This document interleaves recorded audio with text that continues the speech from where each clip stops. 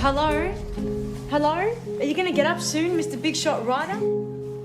Can't we just stay in for once and just have dinner together? No, this is important. I've got a business meeting. I've got to go. Romy, if you had a proper job, you'd understand. You have no idea how lucky I am to have someone like you in my life. You're a deadbeat. Oh, that's a big word for a big girl. Deadbeat. Stop it! Oh, look at me, I'm naked.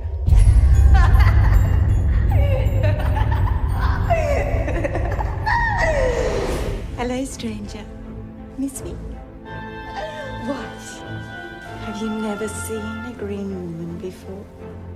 It was you who always said that the universe is full of weird and wonderful things beyond your imagination. Life can be pretty hard at times, and it's good to have a friend you can chat to. Well, I'm fine, thanks. Is it normal for Mary to be at a business meeting at 3:30 in the morning? Especially on your birthday. So you know it's my birthday? Oh, I know you far better than you could possibly believe. All by myself. Aren't I enough? I'm not sure yet. Romy, if you grew up, you'd see you need help. I have grown up. She does like to try to control you, doesn't she? I need you to get me 2 things. No, look, I'm over it. No more favors, no more stealing, no more hurting anyone. Please stop asking me. Romy, you're an adult now. So start acting like one. Can you honestly say I am like anyone you have ever met? The last time.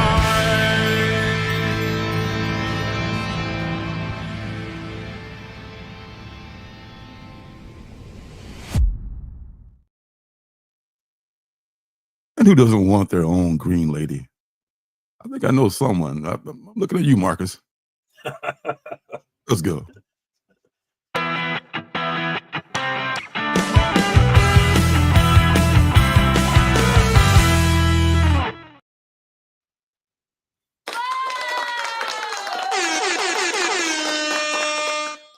Hello, everyone. What's up? What's up? Greetings, everyone. Shout out to Jenny Meldrum if you're out there for suggesting the green lady, and I dug it up, and there she is. So, oh, she was the one asking us about that. Yeah, I forgot about that. Well, this is if this is your first time, God help you. We do this thing every week where we talk about comic books, the ones that we picked up, and just stuff in general in this community, and it's all brought to you by the Alternative City Shop. I not only love reading indie comics, but I've self-published several indie comics of my own. You can find them on my Alternative City Shop, which has a link below this video. There, you'll find, along with my comics, t-shirts, stickers, and mystery boxes, you'll find pins and magnets that I call CBOs, or comic book originals, which are buttons, magnets, and pocket mirrors that I make from superhero comic books. These are one-of-a-kind items made from images cut directly from comic books, not photocopies, so each one is unique. Hey. Link is down below in the description, guys. Go get you a Bunny Assassin shirt. Go get you some original comic books from the man himself, Lorenzo. Don't miss out, guys. The link is down below. Get you a Bunny Assassin shirt. Let's go. How we doing? That's awesome, son. How are you? I'm doing well. Planet Comic Con is this week. Shout out to everybody who plans to come in town and see us. Say hi to me if you see me, please. I love meeting people. I love seeing the homies, dude. It's my favorite thing about this comic book thing is hanging out with the friends at the cons. It's seriously my favorite thing. I know. Wait. I know you're such a social butterfly. I know. I love that about you. I'm really not. I just love comic book people so much, you know, because you don't get to hang out with comic book people all the time. You know, none of the people in my non-internet circle are in the comic books. You guys are all I have, so I get excited. Oh man, all we have is each other. So man, let's love each other. Everybody love everybody. Everybody. Now that's an order. I demand it. Oh gosh. But what's happening, man? I've been so busy this week. I haven't had a chance to. I haven't even watched I heard the new Daredevil Born Again was a real banger. I'm not going to have any spoilers. No spoilers allowed. But I heard it was a real banger this week. We've been doing this show for 3 years now. Is that right? 3 years in And February. Yeah. today was the first day where I joined the StreamYard link and you weren't in there. Beat me to it. Yeah, man. That's seriously the first time that's ever happened. Yeah, it shows you how hectic the day has been for me. So I'm just all pulling it out of my behind today. No, sorry for that Did visual. we get our books at least? We did get our books at least. We did. All right. We did get that. Did you get the Deviant number 9? Oh yes, we did indeed, man. Have you read it by chance? God, it's such a big book. Have you read it? Oh, I had to read it first thing, bro. I You couldn't did, wait. you really? Oh, man. my god. You couldn't read Yeah, it. me and the homies read it first day and we couldn't wait. Oh, well, no spoilers, man, because man, I won't spoil it. We'll wait till next week, but man, I got things that I want to talk about it though. I know you do. I know you do. It's all yours next week for us for the what's good. All right. It's all yours. Oh man, I got a few things for what's good, but I read them like last Friday, so hope they're still fresh in my mind. And as you get older, the memory starts to fade. I know I like this thing, but what did I like about it again? Dude, I don't know. I can't remember. I can't remember shit. No, like, That's why I've been making these videos, review videos, and it's so much better for helping me. I can remember Bug Wars perfectly. Blade Forger got it locked in. When you do something for it, you remember it. Yeah, especially when you do the pre-recorded video, it's much better. You can always like get it straight and and just like I think I like something about this thing, but whatever, But I'm gonna try to remember the stuff about it. So it's I got 3 good books this week for what's good. So you don't have to worry about it. It's all good. We got the homies joining us tonight, as always. We appreciate you guys. This show is nothing without all the homies coming through. First up in the chat, we got my flavored whiskey brother, 80s guy, joining us. What up, my man? Appreciate you coming through, as always. The lovely Miss Janet is here, so I do believe we're going to be just fine tonight. Everything is going to work out. Space Case Collectibles is here. What up, Space Case? Good to see you, as always. My Discord brother, my YouTube mentor, and my Discord tormentor, Perry Comics, is here. What up, Perry? Always good to see you, my man.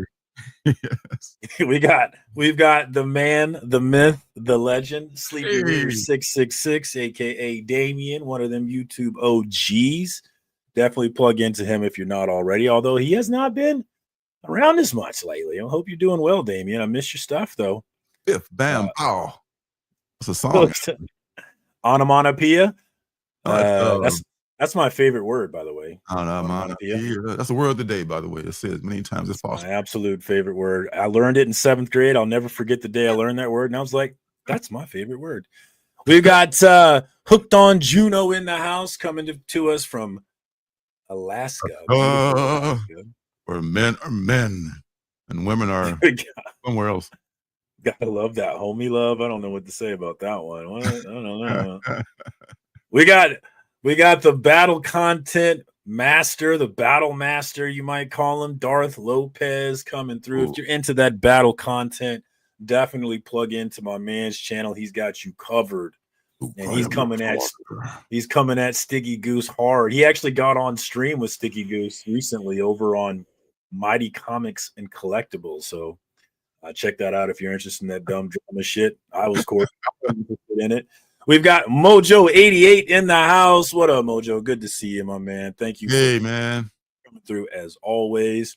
All right. Damien's working on the comeback. Mojo working. Comic book YouTube. Comeback. We need you. You are an important part of this ecosystem that we enjoy. And the sheep are afraid. I don't know why the sheep are afraid, but it says well, you know why. Yes, so what's up with you? He's one of the people that inspired me to do this thing that we do every week. It's him. I blame him. It's not my fault. Sleep is one of the OGs, man. Much respect. Absolutely. Yes. Oh, the shit. Where men are men, the sheep are afraid. That's the problem. Oh man, what is up with me? I don't know. I just well, I didn't see you guys on Monday night because I was playing softball. We got called the last minute as a sub. And luckily, we back. All right. Nice. It's a so-called spring league which is like, they've been playing in like, 30-degree and some rainy cold weather, which I wouldn't exactly call that spring, but no, thank you. Oh man, it was I played in weather like this in Chicago though, but man, this is not what this is not what I look forward to playing in. Hopefully it won't be as bad next week if they need another sub, but I was just subbing out. I'll be right back, guys. Sorry. I'm solo again. So anywho, as I was saying, as my manifesto would say, I demand this and I demand that, and blah blah blah. Hey, there's Jet City. How you doing, my friend? Good to see you. Good to see you. And I tell you, I can't wait to watch Daredevil Born Again because last couple of episodes have been phenomenal.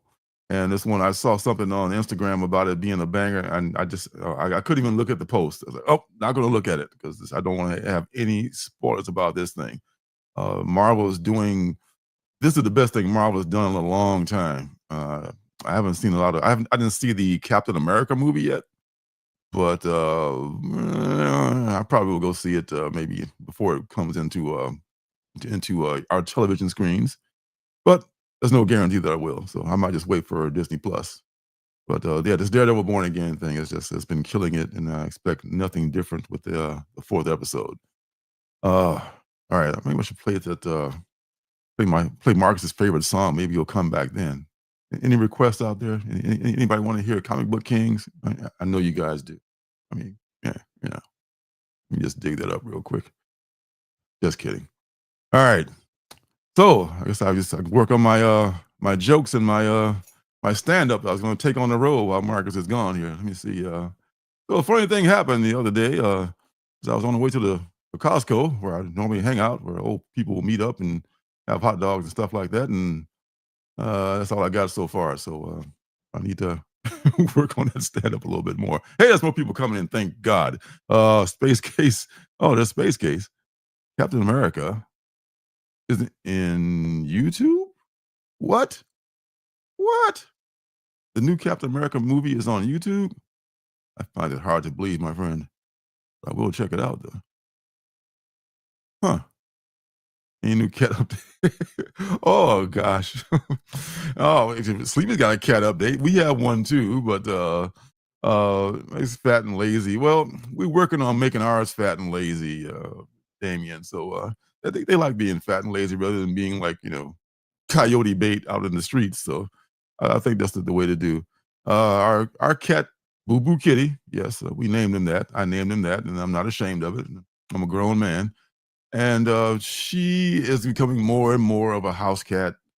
She's not feral, but she was more like, really like a really nervous, fraidy cat. She was afraid of people. I guess she's running a lot of bad things out in the streets, but she's really warming up to us. And last night she was playing with my scarf on the floor. I made a video of it and sent it to Janet, and it's just the cutest thing in the world. So cat people understand stuff like that. It's like watching your kid take their first steps or something like, oh, isn't that cute? Remember when she was just like, hiding under the bed and wouldn't come out? Oh man, our little girl is growing up. So yeah, we're getting some pleasure out of our new cat acquisition, if you want to say. Okay, Jet City has a cat. My cat likes to sleep in my arms all day, and I can't get anything done. Oh, that is so adorable. He has a great. I know, man. Just take a solace in giving this little creature safety and a home, and they reward you with love and undying affection. So that's the thing that I love about animals and cats in particular. Yeah, Space Case mentioned. Sorry, my kids are out of town and they had called, so I wanted to say hi. Absolutely. Space Case mentioned that he watched Captain America on YouTube, and I am dumbfounded that didn't get immediately taken down. I don't understand how the whole Captain America 4 is on YouTube. It says on Studio Picture. I know I can't even get like a song before I post my live stream. I'm like, I don't know what's going on. It's not out. It's still in the theaters, right? I'm pretty sure it is. Yeah, it's still up on and Space Case said, yeah, you can still go watch it on YouTube. Yeah. And oh man, I can't wait to get off here and go find it. I'm absolutely going to go find that. Studio Pictures. Okay. The fact that it's still up tells me that they're okay with it, right? I mean, that stuff would immediately get taken down in any other situation. We got Larry Love in the house jumping in. It's tea time, also known as Larry Love, not only the tea time master, but the master of the quiet storm. Don't you know? What up, Larry? Thanks for coming through. Absolutely. What up to Swords Forge too? I missed that. And Jet City. What up, homies? Hey, Sorge, Miss Sorge. Hey, Sorge, what's happening? Hey. Yeah, man. Oh, I'm gonna look for that as soon as we get out of here. It's still up, he says. Oh no. Don't tell nobody. You can go watch it right now, man. Yeah. Okay. Later, y'all. See you. Marcus, people are seeming to like. I didn't like the movie at all. Like I gave it a 2.5, 3. I thought it was a pretty terrible movie overall. Remember your viral video coming out of the theater? Yeah. But not everybody. A lot of people I respect saying they didn't think it was that bad. So I thought it was pretty horrible myself. Not just bad, but pretty fucking horrible. I have to say. Oh wow. Yeah. Well, if I can see it for free, that'd be a bonus, baby. I tell you what. So we'll be watching that tonight, Janet. They're still up. We can put that baby on. Just watch. I'll be interested to see. I'll be interested to see what you think. If you agree with me, I'm sure you'll like it more than I did. Yeah, probably. Yeah, I'm an easy. I usually am too. I really am. But did you see Marvels or the one with the Captain Marvel and Yeah, I liked that one. You like that? I liked that one. Yeah. I mean the Spaceballs plot, stealing this plot from Spaceballs was kind of weird in that movie, but overall I liked it. Okay. I said it before, but with Captain America 4, it was like there's cool stuff in it, but overall it was clear that they had multiple rewrites, and it was obvious if you watch the movie that they're trying to jam multiple rewrites into one movie. And for me, it just didn't work. It didn't allow you to care about anything that's happening because they're just all over the place. So that was me and my friends read on it, but to each their own. Yeah, and Eternals was a disappointment. I did not see Eternals yet. I could probably see it on Plus right now. I'll bet it might be part of their lineup. But I think a few days removed, I would put it above Eternals. Okay. Now they have time to think about it. That's pretty bad.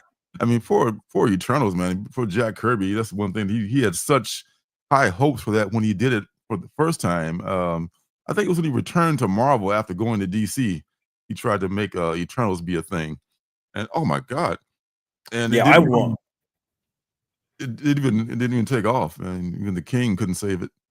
I was reading the book. What Kieran was writing it with Esad Ribic art, and I just really liked the book, so I was really excited about that movie. But what makes Captain America 4 better is that while Captain America 4 I never cared about anything Captain America 4, I wasn't bored. Whereas in Eternals, I didn't care and I was super bored. So, big difference.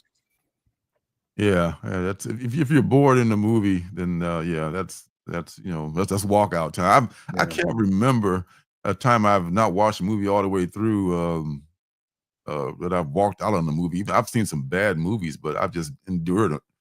But I probably have at some point. I probably have blocked it out. I usually want to get my money's worth. I'm going to stick through this, and I'm here. Damn it! I'm just gonna just gonna watch it. That'd be totally bad. I remember this. We got the homie Remy Q Studios sneaking in. Check out him and his wife Angel on Friday nights leading into the Link Squad show. I always have a fun time listening to them go back and forth on various subjects. So check the homies out. No FOC and chill last night. I decided to watch a movie with my wife this week, but I'll be back next week for sure. We also got the homie Swag Duh in the house. We're both gearing up for Planet Comic Con this weekend. Cannot wait to get down, and it's Swag Duh's first con, so he's about to see what it's all about. I'm excited for it. That's a very cool, colorful avatar you got there, Swag Duh. I like that. I love colorful things. Oh, Damien, you're watching. Oh, yes, you just turn it off. Yeah, there's a lot of users just like flip the channel. Yeah, I guess you're right. If you're in the theater, you spent my $9, man. I'm not leaving. I'm my $13, depending on what the night you go. So yeah. Eternals wasn't that good, but I still want another movie. I do. I still want another Eternals movie.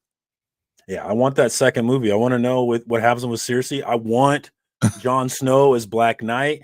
I want Yeah. Mahershala Ali as Blade. I want all of those things that movie was setting up. I still want it. Yeah, I know what you mean. I mean, I was that whole Black Knight hype was real for a while, wasn't it? We was all excited about it. That completely gone now. Yeah, Jon Snow was hot coming right off Game of Thrones. It was a pretty big casting, but Yeah. appears to be dead now. I sold my first Black Knight in Silver Age book. I kind of wish I had it back now. Got a pretty good price for it. Yeah, I can get it back now that the hype is dead. Maybe I can find a low-grade copy of it or something. Yeah. Is this like one thing here? Oh, okay. All love, Remy. Remy. Oh, happy. Oh, okay. That's facts. Too. He knows that as well. He's got a good one, is like I do. I've heard that before. As we all do, my friend. I'm in that club myself. Oh wow. So yeah, I mean, what else is I'm kind of excited about Thundercats, the Thunder the Thunderbolts. There's all these Thunder things coming out. That looks like it's really going to be good. And it's going to be kind of not really, like they said, none of us can fly. None of us have really, not that big a deal. So what's the big deal about us? I guess you're just a bunch of misfits. That's what I kind of like about it. Looks like it's pretty good. Yeah, I hope we need a good one, man. We need a good MCU movie. So please, God, be good. I think really need a good one. I think it will be. I think it will. We got Sam from Sonoma Publishing in the house. Hopefully a future guest here. We've got the Kickstarter. Yes, sir. Time Traveling Mushrooms #2 is live right now. I have already plugged in for all of the covers because they look so sexy. So I'm already backing this one, and I highly recommend you guys give it a look.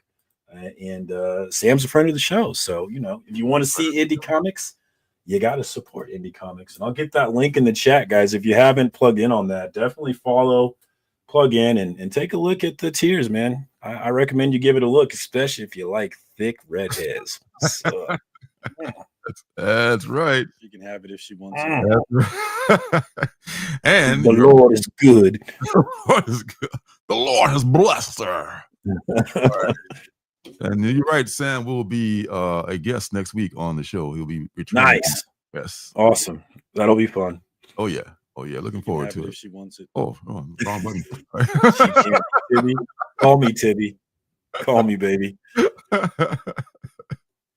All right. So man, any other scuttlebutt you want to go over? Don't tell me who won the Cub game last night. I know they lost the first game in Japan. It was kind of No, it's still preseason. Who cares? Oh no, this is those two counted. They do? Yeah. The Tokyo series counts? Only the ones between the Cubs and Dodgers are playing 2 against each other. The rest of them are all exhibition. I didn't realize that. Okay. Yeah, the Cubs get to lose 2 in Japan and come back 0-2 to the United States. Fantastic. Thanks so much. That's a tough start with the world champion Dodgers. That is true. I think they only picked them because they have the most Japanese players. Yeah, the Cubs and Dodgers have the most Japanese players on them. Yeah. So lucky us.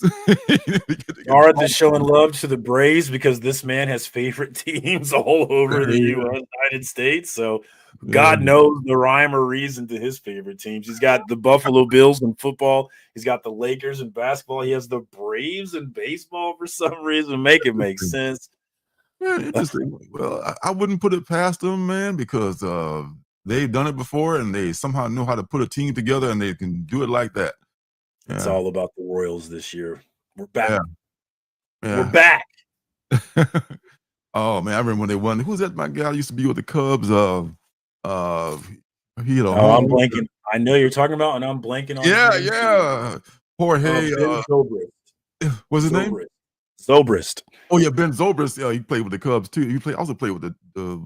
He played with us. He won a World Series with us, and then he won one with you guys the next year. That's right. Yeah. I can't believe it was 10 years ago this year that the last time the Royals won the World Series. It's 10 years ago now. I can't believe that. That means it's almost 10 for the Cubs. They won in the very new year. Almost the very same. Perry says he likes the baseball. He doesn't like sports. He's You're just trolling us. We got Brother John Comics in the house. What up, Brother John? Hey, Brother John's the most handsome man in whatever town he's living in.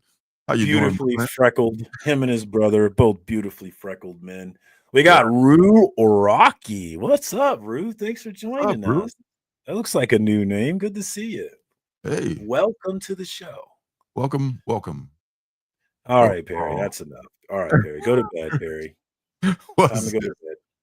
I tell you, not every team is all of one thing. He's trolling me. That's a little inside thing. Barry just a trolling master. I mean, you can learn from this man the art of trolling. He's relentless, man. There's Darth with his trolling as well. Man, you guys. So they're butchering things I've said in the past and making fun of me with it is what they're doing. Completely butchering it, though. One thing I love you said, just get in where you fit in. That's the Marcus thing right there. That's just I'm going to start that and get in where you fit in. Okay, I'm going to steal that from you. All right. As they say, imitation, the sincerest form of flattery. Then that's what that is. All right. So what did I pick up? Can I show a couple of pickups I had today real quick, actually? Oh, just very quick. Hang on. I didn't make it to my shop today. I'll get there Friday, but I did run to a little side shop. Oh. And this is the very last book that I need in this series. So I have all of volume 1 and all of volume 2 now. Yeah, you'd think 12 would be the hard one to get, but this one is actually ended up being the hard one to find. And I didn't want to buy it online. I like finding it in the wild. So I've been looking and I finally snagged it. Completed that. Love me some Vision and Scarlet Witch. I'm a hopeless romantic. You already had the entire run of West Coast Avengers. Now you got the entire run of Vision and Scarlet Witch too. You're damn right I do. Oh, and then you got Ash Can for Hyde Street in one. It was only $9. I'm like, all right, fuck it, I'll get it then. Yeah, that's for one per Ash Can. This is actually an SDCC exclusive, I think. Is that right? I think it is. That's what Key Collector was telling me. But yeah, picked this one up for $9. I thought that was pretty cool. I'm all in on the Ghost Machine, so yeah, excited to add those to my collection. All right, that's it. Yeah, that's a good deal. I had to pay shipping on mine, so it was more than $9. Yeah, nice. Good deal, sir. Good deal. Oh, Rue, Red the Deviant. Oh, I want to talk about it, but Marissa's ruining everything. I want to spoil that book right now, but I'll wait. Don't do it. Don't do it. Are you caught up? Are you 8 issues in? Or are you? Oh, 8 issues in all the way. I've had so much time to catch up on that because it's so late. I will. Yeah, Perry didn't like the end. He said it was anticlimactic. It wasn't as good of an ending as I wanted. It never is. It was still a good ending, though. I think it was still a good enough ending. Yeah. So. That's what's worrying me about Grommets too. It's not showing up. It's just turning into the new Deviant. It's not that coming. Thing is taking forever. Yeah. What's happening, Grommets? I picked you my #1 book of the year. Don't let me down. Don't let me down. Oh my God! Great comics coming out of Grocery. Yes, sirree. And even more to come. I got to catch up on so many of them, though. Oh, man. One of the biggest ones being Geiger. Okay. But this one I'm already caught up on, which is Absolute Batman. This is the Frank Quitely, or maybe say Quietly, which is a made-up name from a take on Quite Frankly. I did not realize that for a long time. What is that? Oh my God, what is that? Hang on. Last one. This is my last one. I did want to show this off too. I shared this on Instagram. This is a Kickstarter from Boom Studios. It's the art of SIKTC hardcover. But this is the Kickstarter version with the Dan Mora cover, which I really like that. Dan Mora is everywhere. He's doing covers for everybody. Nice. I don't want to take it out of the wrap, so we're just going to leave it in there for now. All right, I'm done now. Back to you. I know you just want to just look at this one cover. Forget about the rest of the covers. This is such a nice cover. We'll leave it that way. Yeah, man.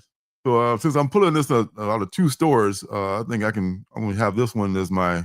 I can get the A cover from my second store, which is Gabby's, and I'll get that one next week or whenever I get a chance to run over to the east side of town. East Side High. Yeah.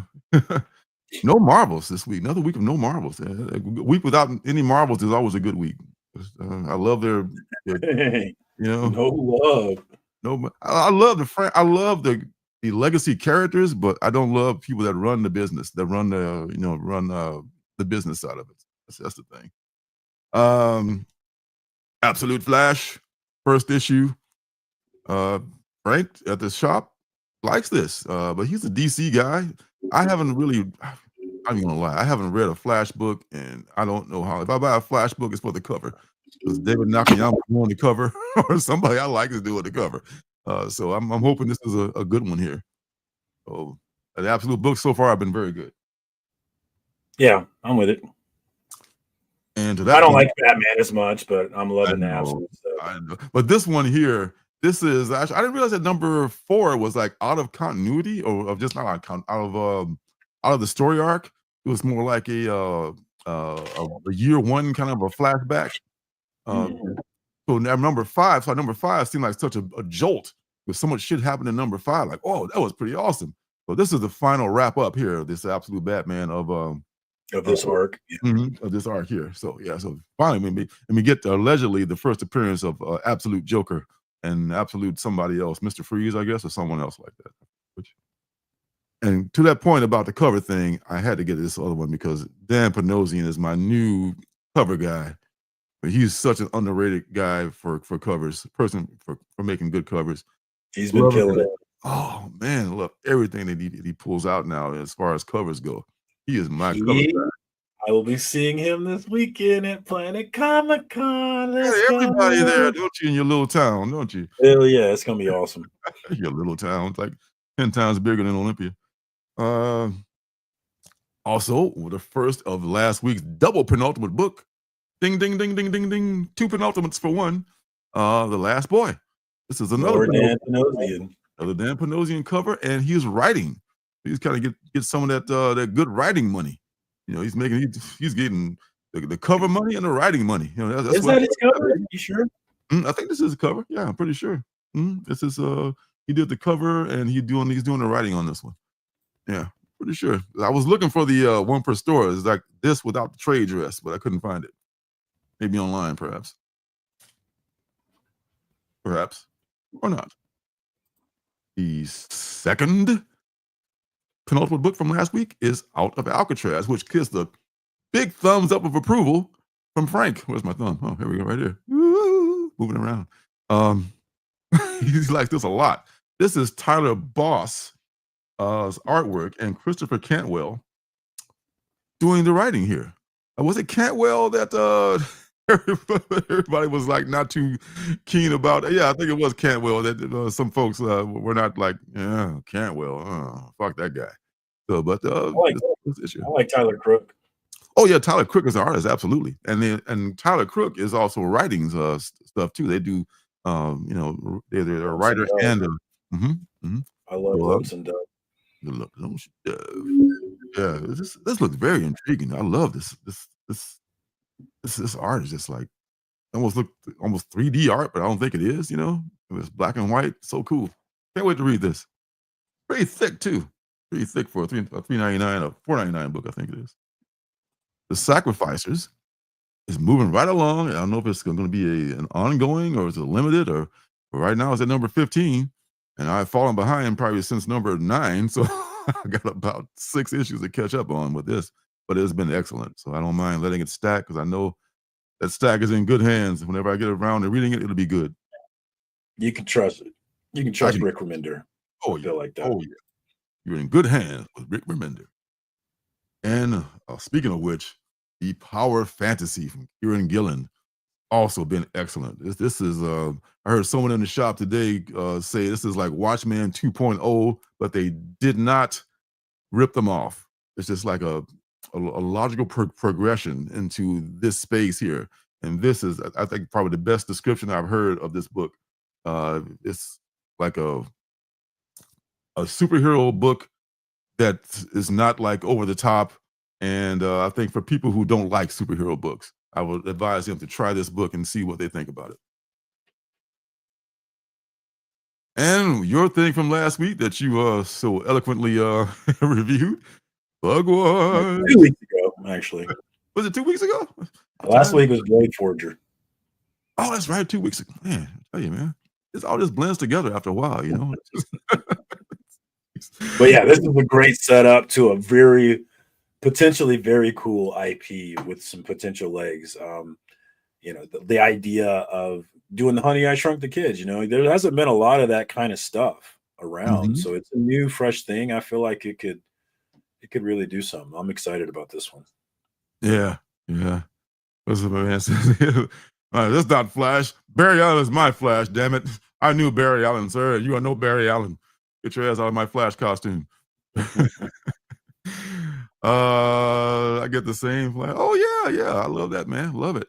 Oh, we're talking Chris Cantwell. Can't write well. Get it? See what you did there. Very nice. Wish I had thought of it. All right. Those Not Afraid. This is number 3. Not sure if it's going to be 5 or 6 in limited series. Don't know. But it's definitely a limited series. This is the serial killers in a contest to see who's going to be number 1. With any luck, we'll both get screwed in the end. Both get taken off the streets so we can all live safely. But it's been pretty well written here, and these wonderful covers by Glenn Fabry of Preacher fame. So I'm liking this. Kyle Starks is writing, so I'm liking this. I have no idea the two things that Damien's referencing there. I'm not familiar with either one. Let's see, The Borrowers meets John Carter. I'm familiar with that a little bit. John Carter of Mars, yeah. That was actually a movie that got totally just I don't know, something came out big the same week and just annihilated it, because the guy that starred as John Carter, he was in Friday Night Lights, which is one of my favorite series. Check out Friday Night Lights, even if you don't like football. Because it's Clear Eyes, what is it? Clear Eyes, Full Heart, or something? I think so. Yeah. That coach, man. Watched that. I wish that coach was my dad, man. He was such a good dude, and it was such a good story, man. It's about people that play football sometimes, but it's not about football. So don't be turned off by the fact that you don't like sports. It's a really, really good for a network show as Friday Night Lights. But then the guy that played one of the running backs played John Carter, and I thought he did a pretty good job. And there was a lot of good special effects in the movie. I know Damien's talking about the series. I'm sure the comic book series, which is it's older from Marvel, but I think the movie got kind of short shrifted too. I think it came out the same week some other stuff came out and it got totally overshadowed. I haven't seen that dude in anything since. Sometimes you can just get like you just get blacklisted for something out of your control. Are you concerned about where it's going? Yeah. Well, I have a bit of a concern, but I'm gonna hope it goes to a good direction. Last issue was okay. We're gonna see what's gonna happen. 1970s, yeah. There you go, 1970s Marvel book. You can find it in the dollar bin all day. I'm pretty sure, and it's probably even the first issue of it. Yeah, Sam knows about it. Me, I haven't seen them in the dollar bins. I've never read the actual books, but if next time I see some, I'm gonna grab some. Because God knows I need more comic books.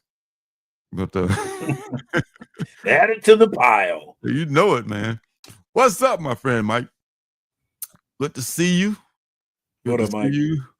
You come to the indie ground zero here. This is where all the indie folks meet up. Hey, Phil. Speaking of indie. Phil's Treehouse. I feel like I haven't been seeing you enough. What's up, my man? Never see. I miss your face. I miss his face. I'm glad to see him in the chat or anywhere else he pops up. Good to see you, my friend. He's the very first. That's a sentimental kind of a attachment to your first comic. Like your first love. It's very cool. Was he in True Detectives? Oh, he may have been. Okay. Season 1 and season 2. Yeah, I'm not. Okay. Yeah. Tarzan. Maybe that's why.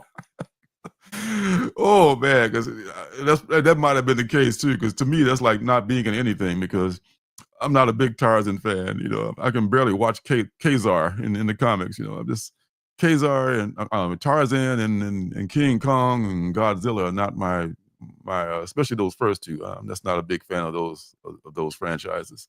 But hey, I'm not knocking them. I'm just saying it's not for me. That's all. One or two. We'll make some more comics. Yeah, man. That's the problem. You keep bringing me back in, man. I keep buying more and more and more and more. Oh, one or two. I don't know. I've only seen the first and last. Oh, okay. The first season was epic. The last season, some people didn't like it. I liked it. Janet and I watched that one actually. That was took place as we were talking about with Juno about and it's kind of like too close to home because it just those long nights up there, and it shows like the effect it has on people's like mentality, on their mental health, I should say. And that was really hitting some things that triggered some things in some of us, at least with me. Not a fan of darkness and cold. And the combination terrifies me. Dick Tracy, number 8. This is the B cover by Francesco Francavilla. One of my favorite. Francavilla. That's right, man. Dick Tracy's been good. Another one of those Mad Cave properties that they've revitalized. Boom Studios. This is When I Lay My Vengeance Upon Thee. Oh, unto you. I tell you what. So I think I read I read the first one. I gotta catch up. It's only number 3, so I got time to this is a very good book too. I got kind of a who's the artist? Gus Marino is the writer, and Jacob Rebelka, excuse me, is the artist in there. The art might not be for everyone. I'm sure it probably isn't, but I think it fits the story very well. So I like it. And the subject matter is very good too. So that's another thing. All right, so what's the last book coming up behind? Here's the absolute last book, and oh man, what can I say? Finally! Oh, The Deviant is here, and it took I don't know how long to get here. It's a very thick book, but $3.99. There's a lot of pages in this one. They got a lot to do. You get your money's worth and then some. Them some and then some. I think there needs to be another series, and I know what the series needs to be about. I hope there's review next week. You know what it's going to be about. Is it a spoiler, or can you say it? They may be done. Yeah, it's a spoiler. They may be done with it, but I think there's story to tell. I feel like there's always story to tell, my friend. There's always more story. You can make it up. I mean, because I got some one book here in particular this week I thought was over in the What's Good department, and they found some more story to tell because hey, that's what they do. We sell comic books. We make comic books, so we're not going to just stop because you don't want to buy anymore. What's this? Winter's like, oh my God, it's dark and full of terrors, full of like zombies and vampires and stuff. Oh, yeah, man, totally. I mean, even a little bit here, because I just when I first moved here, it was like, damn, it's just the darkness, man. It's just I'm used to like having street lights everywhere. I've talked about it before, but it's just I used to try to not stay out past past dark, so I have to drive in the dark to get home. But I'm more used to it now, like playing like 8:30 at night games and softball now, so I'm a little bit more used to it. Because you got to drive carefully because a moose or God knows what, or a wolf might come out of the road and run across you. I don't know. Oh, what the hell is that? So you only see like about 50 yards in front if you're lucky, unless it's raining, because you only see like maybe 20 then, because the vision is just like so limited. Thanks for the gasoline powered turtleneck sweater. Are you wearing a turtleneck? I don't know. I never know what Phil's going on about. I wear one sometimes, but not today. But I love me some turtlenecks. So it keeps your neck warm, man. When you get old, you want your neck to be warm. What's this? We got the homie 90 miles from comics in the house. What up, Chad? Good to see you, my man. There he is. Always representing the creed. You know it. Yes, the sunlight lamp is a game saver, and it helps. It's just like a placebo kind of a thing, I guess. Not placebo, but it's like a, I don't know, a pacifier. I don't know. It's something that's help you get through the winter. Never use the summer. Almost everyone I know using. Yeah, I think it does help me a little bit there. I know that was the whole point, Rue. I mean, it was a Christmas. It's literally built as a Christmas story. So it's I think that was clearly their goal. It just didn't work out that way. yeah, shit happens. Probably James's schedule, maybe, or something on the artist schedule. Something happened. Shit always happens with indie comic books. And this was an Image book. The Image books usually come out on time. They keep the trains running with Image. When the summer, when it stay, oh my God, tell me about it. I'm like a toddler. That's what I love. I have high energy during the summer, man. And my energy gets real low when it gets dark and cold outside. Like, what's the point of getting up? I'm retired now, so I have to go to work. So what was that again? What was that again?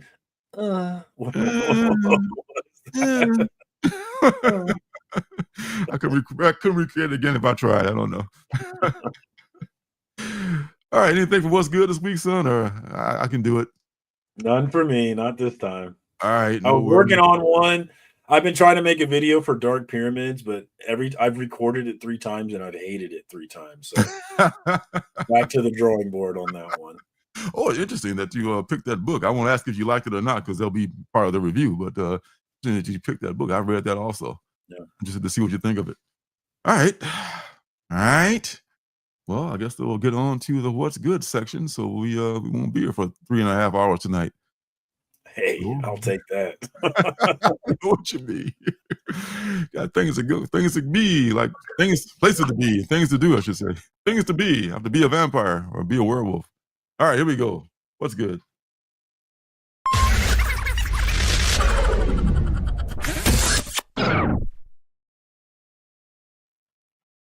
The first book leading off and playing center field is a previous penultimate book from Image Comics. Dennis Camp. Dennis Camp is a hot writer.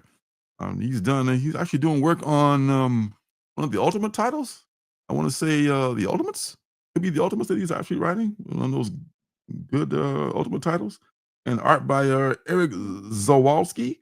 And this is called Assorted Crisis Events. This is going to be a series of not one shots, but I guess anthology stories. And the first one involves this young lady who's she's trapped in this thing, kind of like I don't know. I want to say it's like Groundhog Day a little bit, because every day she goes out of her apartment and the same stuff is happening. It starts with her them shooting a movie outside of her apartment, and every day she walks through the set like she forgets that they're shooting a movie out there, and every day it's like a different movie. Sometimes it's an alien movie, and shit is happening, and you can't tell really if it's real or not. And some days it's like a World War II with Nazis marching down the street kind of a movie. You just never know what's real. And time is kind of it's what do they call it? They call it atypical temporal phenomenons are occurring in time, and people have gotten used to it. They've adjusted to it. There was a woman standing on the street, like her husband is just frozen in some kind of a warp. He's just like, he can't move, and he's like blurred out. He's like blue. He's like he's partially visible, but partially invisible. And that's just another, just call it Tuesday. It's not a big deal. People can adjust to stuff because, after a while, this becomes normal. So if it devolves around one of the common themes is she's trying to get her vintage clock, which has sentimental value to her. She's trying to get it fixed because it fell off the mantle from one of the explosions from the movie being filmed outside. And she's taking this clock around the whole day, and she's trying to find someone who can actually fix a clock because it's like such an antique piece. And on the way, she finds all these weird things happening. It's like a guy, like with an alien popping out of his chest on the street right there. And it's like, it's just, another day. And we've all come to expect this in this temporal time reality that we live in now. And this is a really thick book too. It's like it's another one of those good value for your money. It's a $4.99 book, but it's about like almost 50 pages. There's going to be a different character every month to be focused on, which is it's kind of refreshing. I like that. Next month there'll be different character, different things happening. Sometimes it'll be dinosaurs walking the streets. Sometimes it'll be people like cavemen and things like that. But there's a lot more to it than that. But it's just so well like melded together, man. It's just like it's a little. The word verisimilitude is the word of the day in this book. She has kept she everywhere she goes, someone uses that word, somewhere out of the blue. Oh, verisimilitude, that's weird. So sometimes things just have this weird way of just kind of a synchronicity of going together. And I'm absolutely excited about this. This is a guy that wrote 20th Century Men. That was a really good series that I didn't get a chance to finish, but I will someday. But I remember the first few issues I read were very good from them, and from that story, I should say. So a story crisis event is something that's probably going to be on the pull list for sure. Somebody time out Phil for me, guys. Pineapple on pizza is an abomination. Time him out. Who was that was talking about that? It's an abomination against God. Shouldn't do it. It was I think it was on Katie's channel, on K-pop's channel. Someone was talking about a pineapple and anchovy pizza, and I think Katie or someone dared them to, one, buy it, and two, eat it in front of them. Like, I'll do that.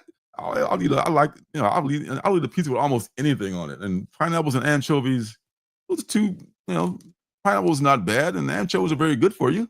I'll totally eat a pineapple and anchovy pizza. There, I said it. That changes how I feel about you. I can see you just like frowning up over there like a toddler. I ain't gonna do that. What's wrong with you, man? Did you not understand the last 2 pages of that book like Damien, or were you locked in on it? For the last 2 pages, the fact that I didn't understand it intrigued me more.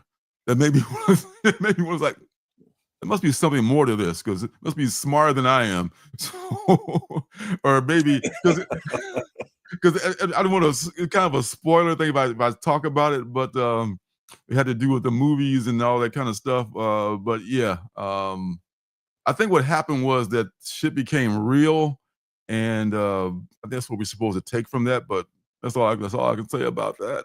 But buy it. But anyway, folks, it's worth your money. I think you won't be disappointed if you pick up assorted crisis events from Image Comics. I passed on this one, but I might switch back through and get it. Yeah, why not?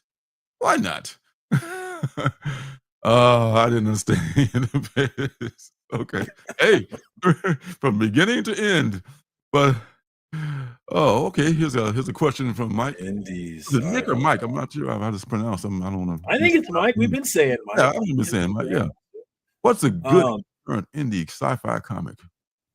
The only one I can think of, it's not really current anymore because it's not running, but The Expanse. I love The Expanse on Prime. It started off on the Sci-Fi Channel. It moved to Prime. There's 5 or 6 great seasons of that show.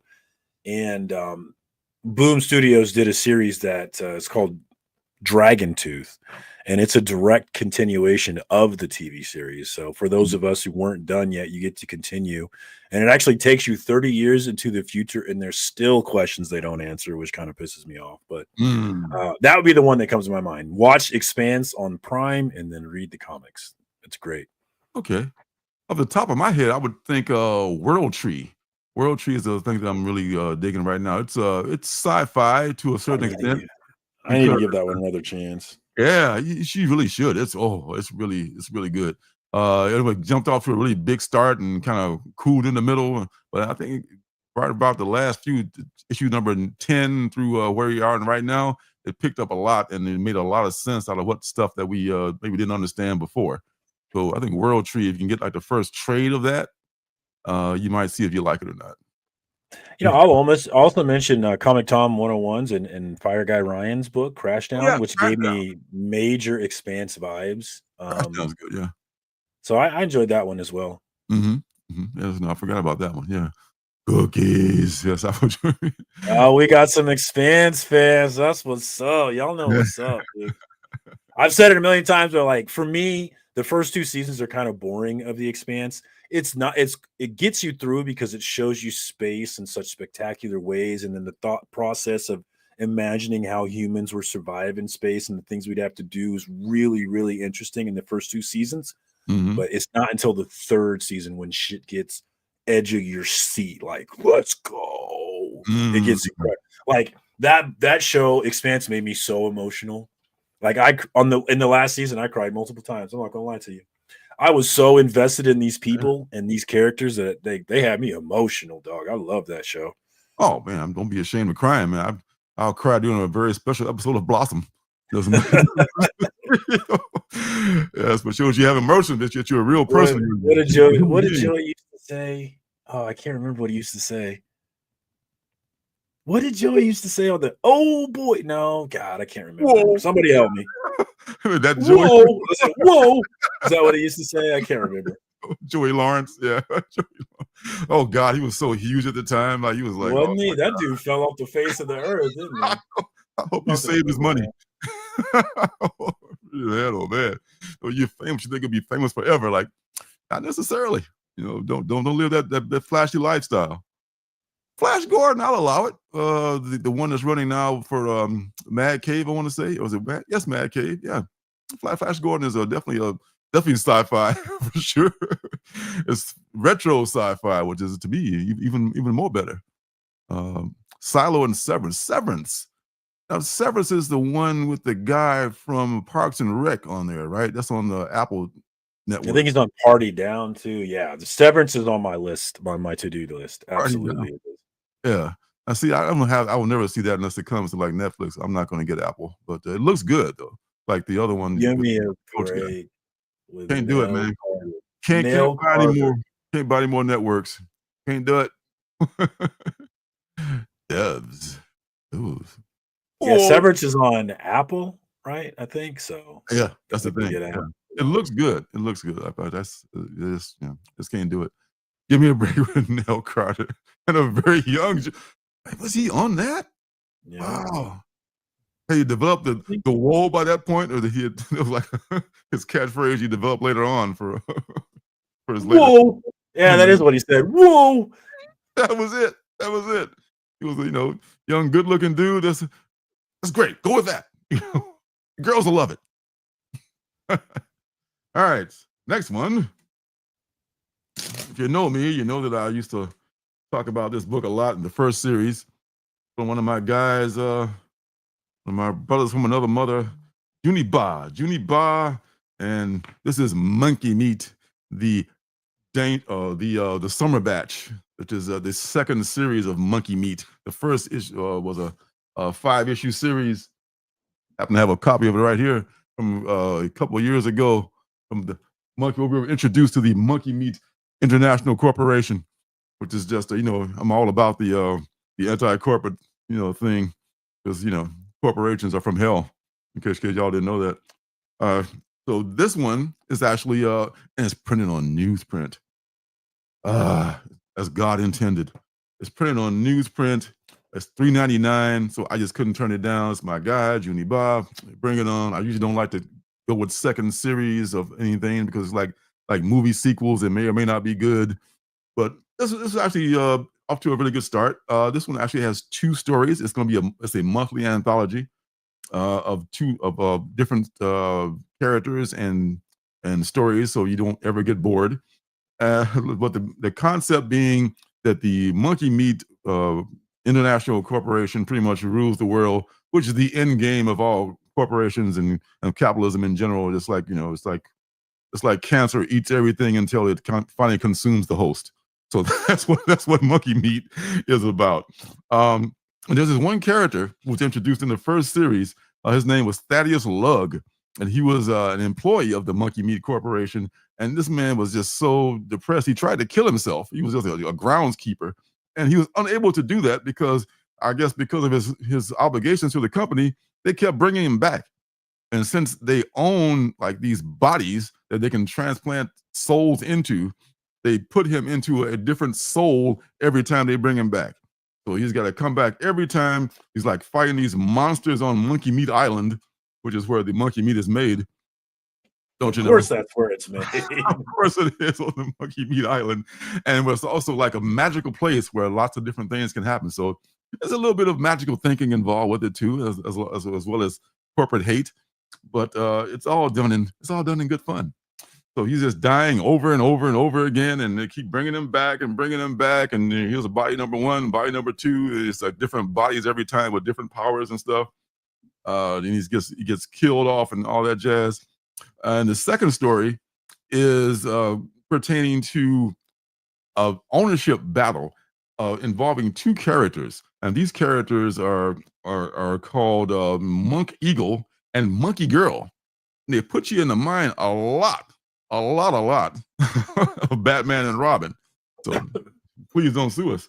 One of those kind of deals. But I love that they do this parody so well that you know that they're talking about Batman and Robin, but there's nothing you can do about it because, you know, they've changed the names to protect the innocent. And these characters were legacy characters. And since Monkey Meat Island is a magical place, fans can wish very hard and they use their fan worship, and they can create these people, turn these fictional characters into real characters. And the real characters, once they became flesh and blood, are fighting for their independence from the Monkey Meat Corporation, which also his parent company owns the publication company that publishes these comic books. And they hire a lawyer, and the lawyer is trying to negotiate their freedom in court. There's actually a character that was like the Kool-Aid man crashing through the wall right there, which is another part of the story, which is pretty funny. And their lawyer is like assassinated all of a sudden, and they have to hire another lawyer. And at some point, they just like exit the whole thing and step out of the panel. So it's just total over the top fun and games. $3.99. I love the art of the Juni Ba, and this one is the first series was much more colorful. I guess he's taken a more of a muted tone. I guess this complements the newsprint canvas a lot better. Some folks might not care for this kind of thing, but I love this guy's stuff. He has like he has ads in the back of the book that he makes up that are unique to the Monkey Meat Corporation, just grinding it all up and all that jazz. And there's do you dream of this door? You may be entitled to financial compensation. And this, you know, you ever had this dream where you like go through a door and there's another door, another door, another door, another door? I have that dream sometimes. It's like, you know, it's like multiple doors. It's almost like a kind of a trick thing, but I digress. But anyway, Monkey Meat, you like the first series, you'll like this one. This is a continuation, and he says in the back matter he has no intention on stopping, and I hope he doesn't, because I love this concept, and I love his art style. So Monkey Meat, the summer batch, is part of what's good for this week. And it's back. Your face here. It's back, baby. We still are corporate devils. Think about, you know, the corporation is really antithetical to the human race when you think about that. That's a story for another day. All right. So the last of our what's goods is a book from a few weeks ago from our old buddy Cullen Bunn. This is written by Cullen Bunn with art by Danny Luckert, and it is called Jump Scare from Dark Horse Comics. So, and not only that, Stolen Green and Monkey Meat is people. There you go. America, man, tell me about it. Corporatocracy. We learned to worship it. That's the sad part about it. You know, like we're just like, well, I guess we'll just have to deal with the corporation. All right. Maybe a whole different show about that. But Jump Scare is takes place in Empire City, this obviously fictional city. It's a dark and dangerous place. There's this young woman who's kind of like a vigilante. Her name is Allie, and she is Jump Scare. And the way she became Jump Scare is that one night she was walking home from the movies, with her friends, who would advise her, Allie, let us walk you home. I'll be fine. Don't worry about it. I'll just turn down this dark alley as I'll run from these people that are trying to snatch my purse. And she's running down the dark alley. She runs into this god character, this godlike, I should say, character, not in a good way, an elder god monster, more or less. And this monster somehow gives her magical powers. And among those powers, so she's a big monster movie fan, a big horror fan. Jack, shout out wherever you are. Staple Sounds on the X-Ray FM. Shameless plug. She has the power to conjure any weapon from any horror movie that she's ever seen, like the chainsaw from Texas Chainsaw Massacre. Boom, boom, got it. And she can just fuck people up with that. So she did that and laid waste to all these muggers that came behind her. And in addition to that, she also has not super strength, but she's become much more strong than a young woman would probably be. And the third power, which is one of the coolest one, probably, is that she can teleport, like what's my guy from the X-Men? Nightcrawler. Nightcrawler, thank you. She can bath your ass up. She's behind you. She's in front of you. She's got a chainsaw. You're gone. And being a horror fan that kind of clashes with her family. Her family is this well-to-do, really powerful Christian organization, the heads of a Christian organization, and they're just square as a pool table, man. They're just like, they want nothing to do. She's the only oddball in the family. I mean, she literally eats a cereal called serial killer. And it is like, I think that's so blasphemous and so that should not be. And her parents are mounting this thing to take all the vigilantes and all the people who fight crime off the street because, I guess they're not godly enough or whatever. And you may not see that would be a good enough thing to have an entire series based on. You might be right. But I think it will be. I think because I love her powers. And Cullen has a way of coming up with a great concept, and especially in the early issues, the the last book you ever read. Anybody? I always bring one book I ever read. Hey. I'll always bring that up, but he'll never outlive that one. It was such a promising start, man. I love that book so much. I bought all the not safe for work copies, covers and everything. And then the last few issues just kind of like, oh, what? Like he and Leela Leeds, who was the artist on there, the art was so great. They just kind of gave up and I got other stuff to do. Let's just end this. And it just ended with a whimper. Like, really? This is it? This is the last thing? And it literally looked like she didn't even finish the artwork, and he didn't really finish the script. And they just kind of wrapped it up because, they got fired or something. It's like the last issue was, if they had wrapped it up in 5 issues, it would have been great. And it had a logical end to it. But they tried to make it something else, and it just went on too long. So I'm interested in Jump Scare because I love that this kid is like this rebel against the machine, which I'm always down with that. And it seems well done, well written. I always use the term well done a lot, probably too much, but I think it works right now. I like to see what it does for issue number 2 and see where it goes with that. So Jump Scare right now, I'm calling it what's good, but it's kind of like a short leash sometimes when it comes to Cullen. He's a really good writer, and I buy his stuff a lot because he's got potential. And what was that? He's had some books that we really love. Basilisk probably is his masterpiece, I would say. That was really the only one of those that I loved. That was the only one that for sure. Yeah, I like another one called it was about this theater group that was trapped in the theater and couldn't get out, which is like a 3-issue series, I think, maybe from Dark Horse. or maybe Oni Press. I'm not forgetting the name of that one, but it was maybe because it was brief. He wrapped it up in 3 issues. It wasn't like dragging on like the last book did. So maybe that's why it was so good. I can't think of that name. Yeah, short-term memory, all that jazz, But Jump Scare right now is part of what's good. So I'll give it the benefit of the doubt until we see issue number 2. If anybody else has seen that, has read that, then let me know what you think. So that's all I got for what's good this week, folks. Thanks for stopping by. You're welcome. As a social Canadian, I can. Well, square as a pool table and twice as green, Phil. That's what we used to say back in the day.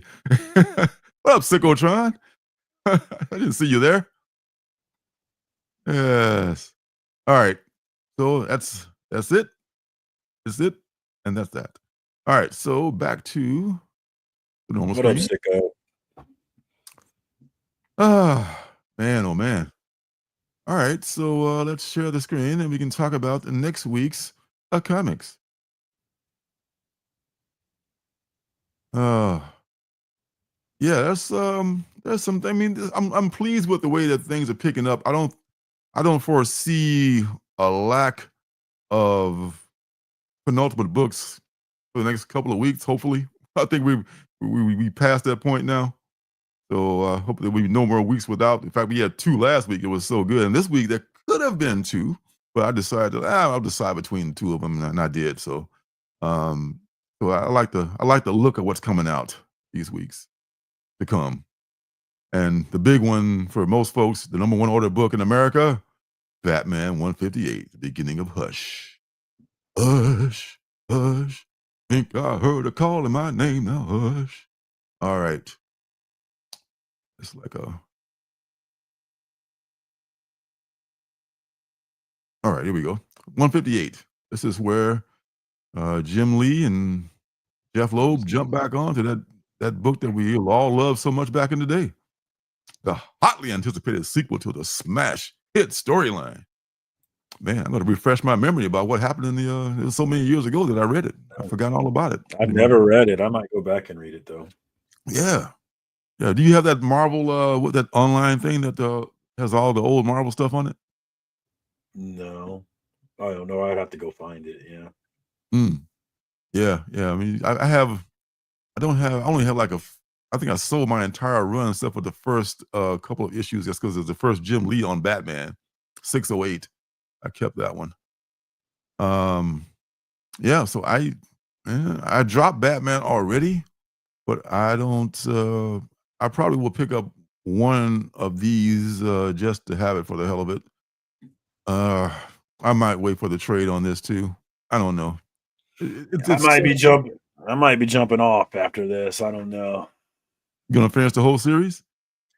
Yeah, Jim, this Batman Volume 3 is my longest run. Well, no, West Coast Avengers is, but it's one of my longest runs, so I don't want to stop, but I also don't really like the book, so I probably should stop. Oh, it is somehow we just still pulling stuff that we kind of like or don't like. I'm a run collector. When I was a kid, I couldn't collect runs because I was buying in quarter bins. So and now that I'm grown and I can get what I want, I just love having long runs. It's my thing. I think they are, Rue. I think it's been billed as that. I mean, this is the BFD, as Joe Biden would say. This is kind of a big thing in the community. Hush too. Hush too. Man, it's happening. Yeah, this is connecting variant. This is a connecting. I want to see the other part that it connects to, but maybe it'll connect to the next issue. This is Jim Lee. Yeah. Hush is a guy with the bandages.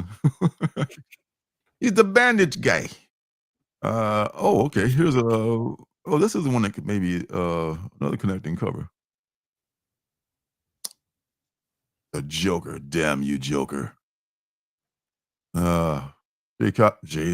J. Scott Campbell, one of the guys that I covered Chase. Yeah, he's good. J. Scott Campbell, David Nakayama, Jenny Frizen. Those are a lot of my Dan Mora in many cases. This is there's got to be a ton of covers for this. This is the biggest thing. But Dan Moore is so good, man. He does interiors too. He does interiors. I mean, he's Sean Murphy, another one of these guys, a foil variant who does interiors and awesome covers. Some people are just so gifted, man. I mean, it's so much work goes into these covers, and they got time to do like a 24-page interior job as well. Well, it's just the black and white versions of all the ones we just saw.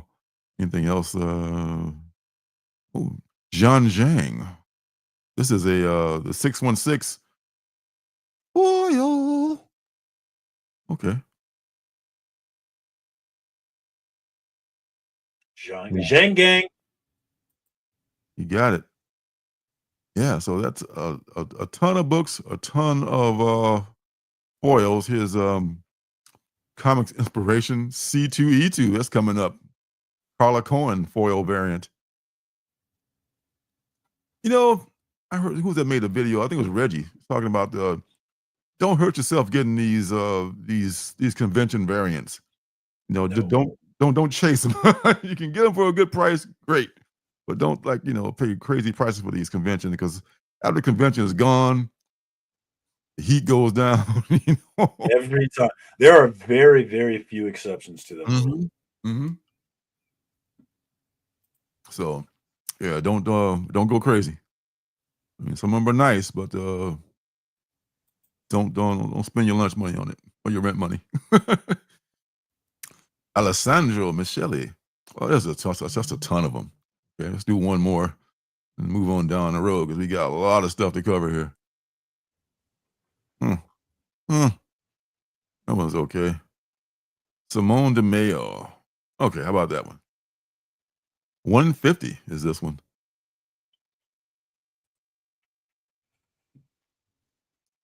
Nice. All right, so Hush, y'all. Hush coming up. Ultimate Spider-Man's coming up. Absolute Wonder Woman. Look at this. Amazing Spider-Man number 70. What is the deal with this? Okay, just a quick look. I mean, just a hate watch, real quick. Last issue in the volume. They're starting over. Just like starting over. All right, releases on the 26th. It concludes the 8 deaths of Spider-Man. Enter the Spider-Naut. Get the fuck out of here. Some people thought it was like Rebrock. This sounds so stupid, Spider-Naut. It looks stupid. It sounds stupid. I'm so glad I'm not reading this book. They're just clowning us, man. They're clowning us with this shit. Someone said it looked like Rebrock. I was hoping it was Rebrock. And I was disappointed to see it was a Spider-Naut. Like, just like you said, what the hell is that about? You know? I thought it was Rebrock at first, and now I'm sad that it isn't. Exactly. These people, right? That was like a strong cry for Rebrock in the comments, man. And the obligatory, Amazing Fantasy 15 cover. Absolutely not. I'll have none of this. No, sir. Just no. Just hell no. Let's see what else we got. Well, we know a lot of. The big one after the Flash Absolute issue release this week will be Absolute Martian Manhunter. Who is the creative team on this? Let's find out. Art style looks really interesting. It does, doesn't it? It looks like Dennis Camp and Javier Rodriguez. Oh, I'm gonna have to pick up one of these. He's doing a good job on that art. The covers on this, the colors are just like. I've seen some previews of the interiors of this book, and I don't know anything about Martian Manhunter, but I'm kind of interested in the art style. The colors are just popping in this book, it looks like. All I know is that he hates fire. That's all I know about Martian Manhunter. And I will pick this book up just to see what's up with it. Dennis Camp writing it too. Has been doing talked about the book that he wrote. Jenny, real quick, Jenny says she has to leave, so I wanted to catch her before she leaves. Definitely replay the beginning, Jenny, where He shows your Green Woman clip. Yeah, Wow. did he? And I'm sorry, Mojo. I'm sorry. But it sucks. I'm sorry. Amazing Spider-Man has not been good. Like But I said, what do I know? I like the character, but I don't like what they've done with it. I don't like the way Marvel just trolls us to our faces. I don't like the way that they charge $10 for a for a $4 book. Like what's that? The Deviant? The Deviant was like so thick. That would be like a $9 book if it was a Marvel book. $3.99. There's no way they would take that loss. They totally could, being the biggest comic producer. Image for life. They're my favorite. Image for life. They've been my favorite since I was a kid. They remain my favorite. Absolutely. Oh, Guillaume March has a cover. Oh man. A lot of times when I'm doing FOC, I don't look at the DCs a lot. That's probably a mistake because I'm just trying to I don't know.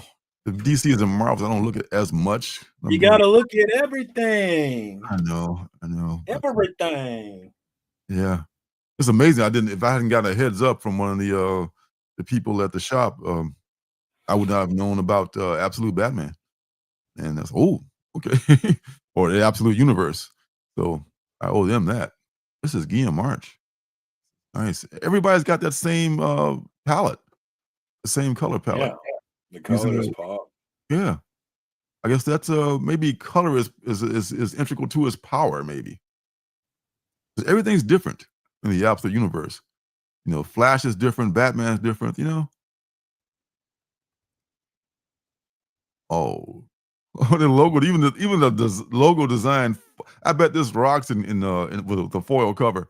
Looks pretty simple now, but it probably looks pretty dope. You see it with the foil treatment. 40 pages, $7.99. $7.99. Oh, that's just the virgin version of that. Raphael Albuquerque has a connecting variant here. Martian Manhunter. Oh yeah, I'm all about it, man. Beyond Mars, beyond physical form, beyond human understanding. All that's left is the ultimate alien, the absolute Martian Manhunter. $5.99. Wow. All right, well, sold me. I'll try all of them, at least the first issues. Yeah, I'm gonna give them all a try. Mm-hmm. All the ultimates, all the absolutes. I will at least try one issue of them. Fantastic Four number 30. How long before they reboot it? Again, I love that franchise, but it was my first Marvel book.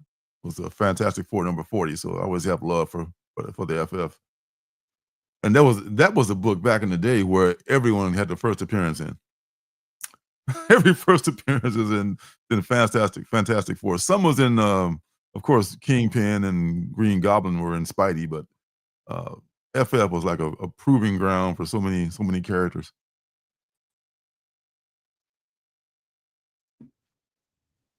The Long Halloween, the regular Flash. Just come on down to the indie books, because that's where it's all about. That's what I'm going to be talking about for the most part. The Department of Truth, I haven't got back into it yet, but I will someday. Maybe. Maybe, you're right. Strong, maybe. Definitely maybe. It's that Oasis album. Radiant Black, thank God I don't read that as much, but somebody should be reading that book, because if you like Power Rangers, it's Power Rangers only better, and more for adults. So I think Radiant Black is worth your who's a reader? Kyle Higgins. Kyle Higgins is the writer, very good writer for that book. Yeah. Doom Academy. Anyone reading the Doom Academy? I know I bought the first issue, haven't had a chance to read it yet, only because I think it's tied into Strange Academy, which they're totally treading water with. It is? He's taking over the Strange Academy, yeah. He's the new Sorcerer Supreme for Strange, so he's the new guy. Oh, that's great. I know, right? Somebody should be reading that damn book. Well, not me. Somebody read that book. Do it. All right. You read it, so I don't have to. All right, so I'm coming on down the list, like the Red Hulk reboot. Oh my God. And the Rogue in the Savage Land. And the X, oh my God. The X Hunt, that's another. They got 2 crossovers going at the same time. The X-Man Hunt and the One World Under Doom going on. Oh man, they're gonna do multiple crossover events. Really expect us to buy all the books that cross it over. This is why I dislike the management of Marvel. Not the characters, just the management. Doom's Division. Come on, man. Come on, man. What is that about? I'll never know. I know, right? Not even the quarter bin will I know, which some of them are probably headed to. Pharaoh chugging along at number 11. That's an ongoing series. No buzz about that book. Zero buzz. Nobody's talking about it. I wish the creators well though, because I love the creators that are on there, but yeah, I'm pulling it, but I just noticed no one's talking about it. Oh, you're still pulling it too? Okay. Oh yeah. Yeah. I remember I had to drop it because I don't know, because of financial reasons and money. Yeah. Because of money. Because of the same reason we always have to drop. Yeah. You know it. And there's the obligatory the Godzilla book of the week. This week is Fantastic Four.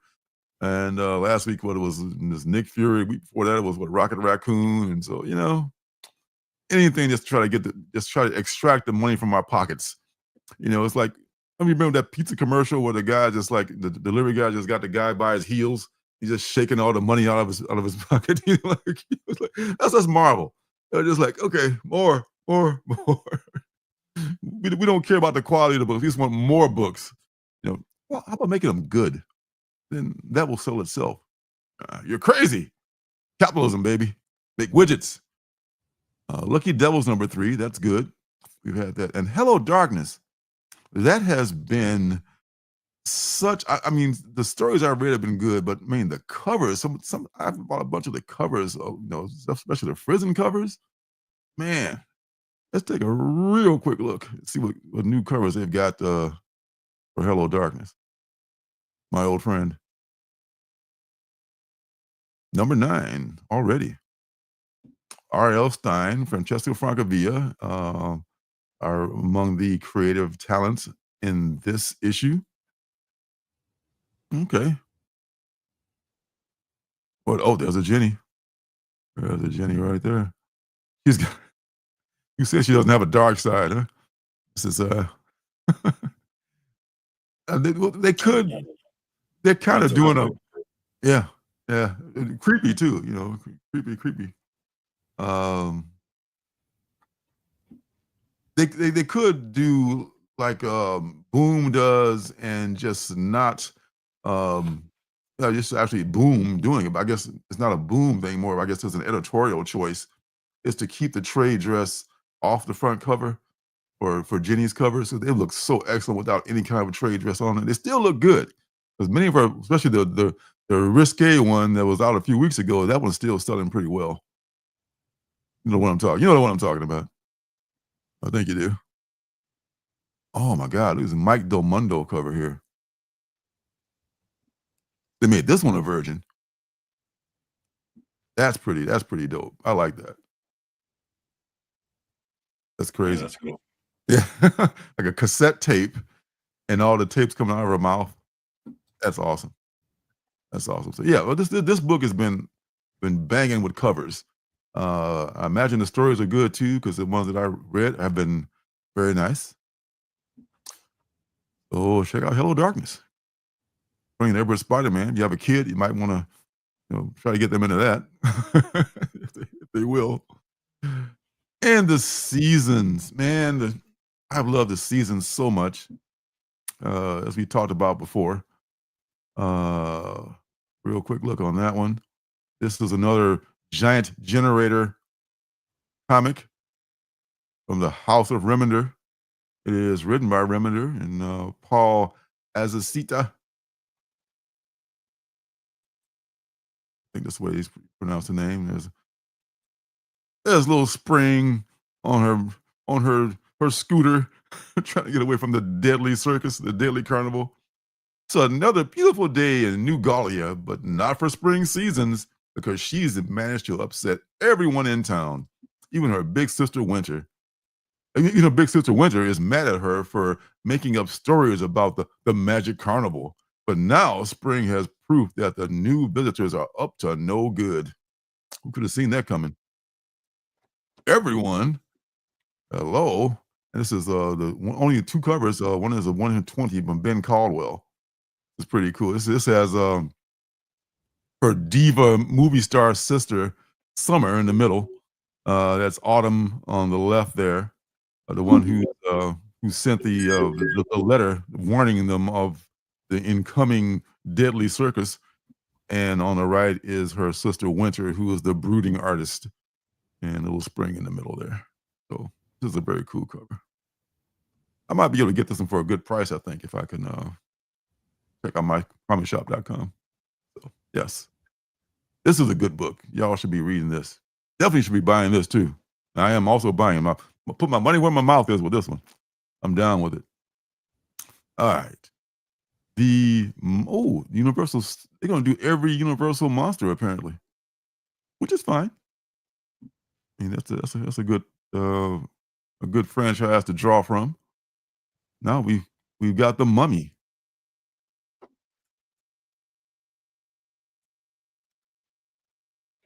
Who is the creative team? Faith Erin Hicks, writing and art and drawing, and the colorist is Lee Lethbridge. Lee Lethbridge, a well-known colorist and one of the most prestigious colorists in the industry. Wow, that cover is pretty nice. Yeah, that's interesting. I never heard of that writer, but I've heard of her. I've heard of her, but does it say what she's done? I know she's done some stuff before, but I can't recall off the top of my. She's an award-winning creator apparently, so good enough for me. I haven't won any awards, so respect. All right, so this one is Joshua Middleton. The Mummy's always been the shit for me, even from childhood. I didn't even know what the hell a mummy was. And just seeing a mummy on Johnny Quest, it's like, it used to give me nightmares. Like, oh, this big dead motherfucker wrapped in tape is coming after me. Ah, what the hell? What is that? And then there's this place in Chicago called the Oriental Institute where they actually had real mummies. And I actually saw it, and I'm like, this thing ain't gonna do nothing to nobody. First of all, it's like about 4 feet tall. And it's completely wrapped in gauze. It's crumbling. I think I could take it if it comes back to life. Not too worried. And the black and white version, 1 in 25. That looks even more spooky. Oh, yeah. That one's on T-Fall if you want it. Is it 1 in 25? Mm-hmm. For ratio? Yeah, they sell it for 23, basically.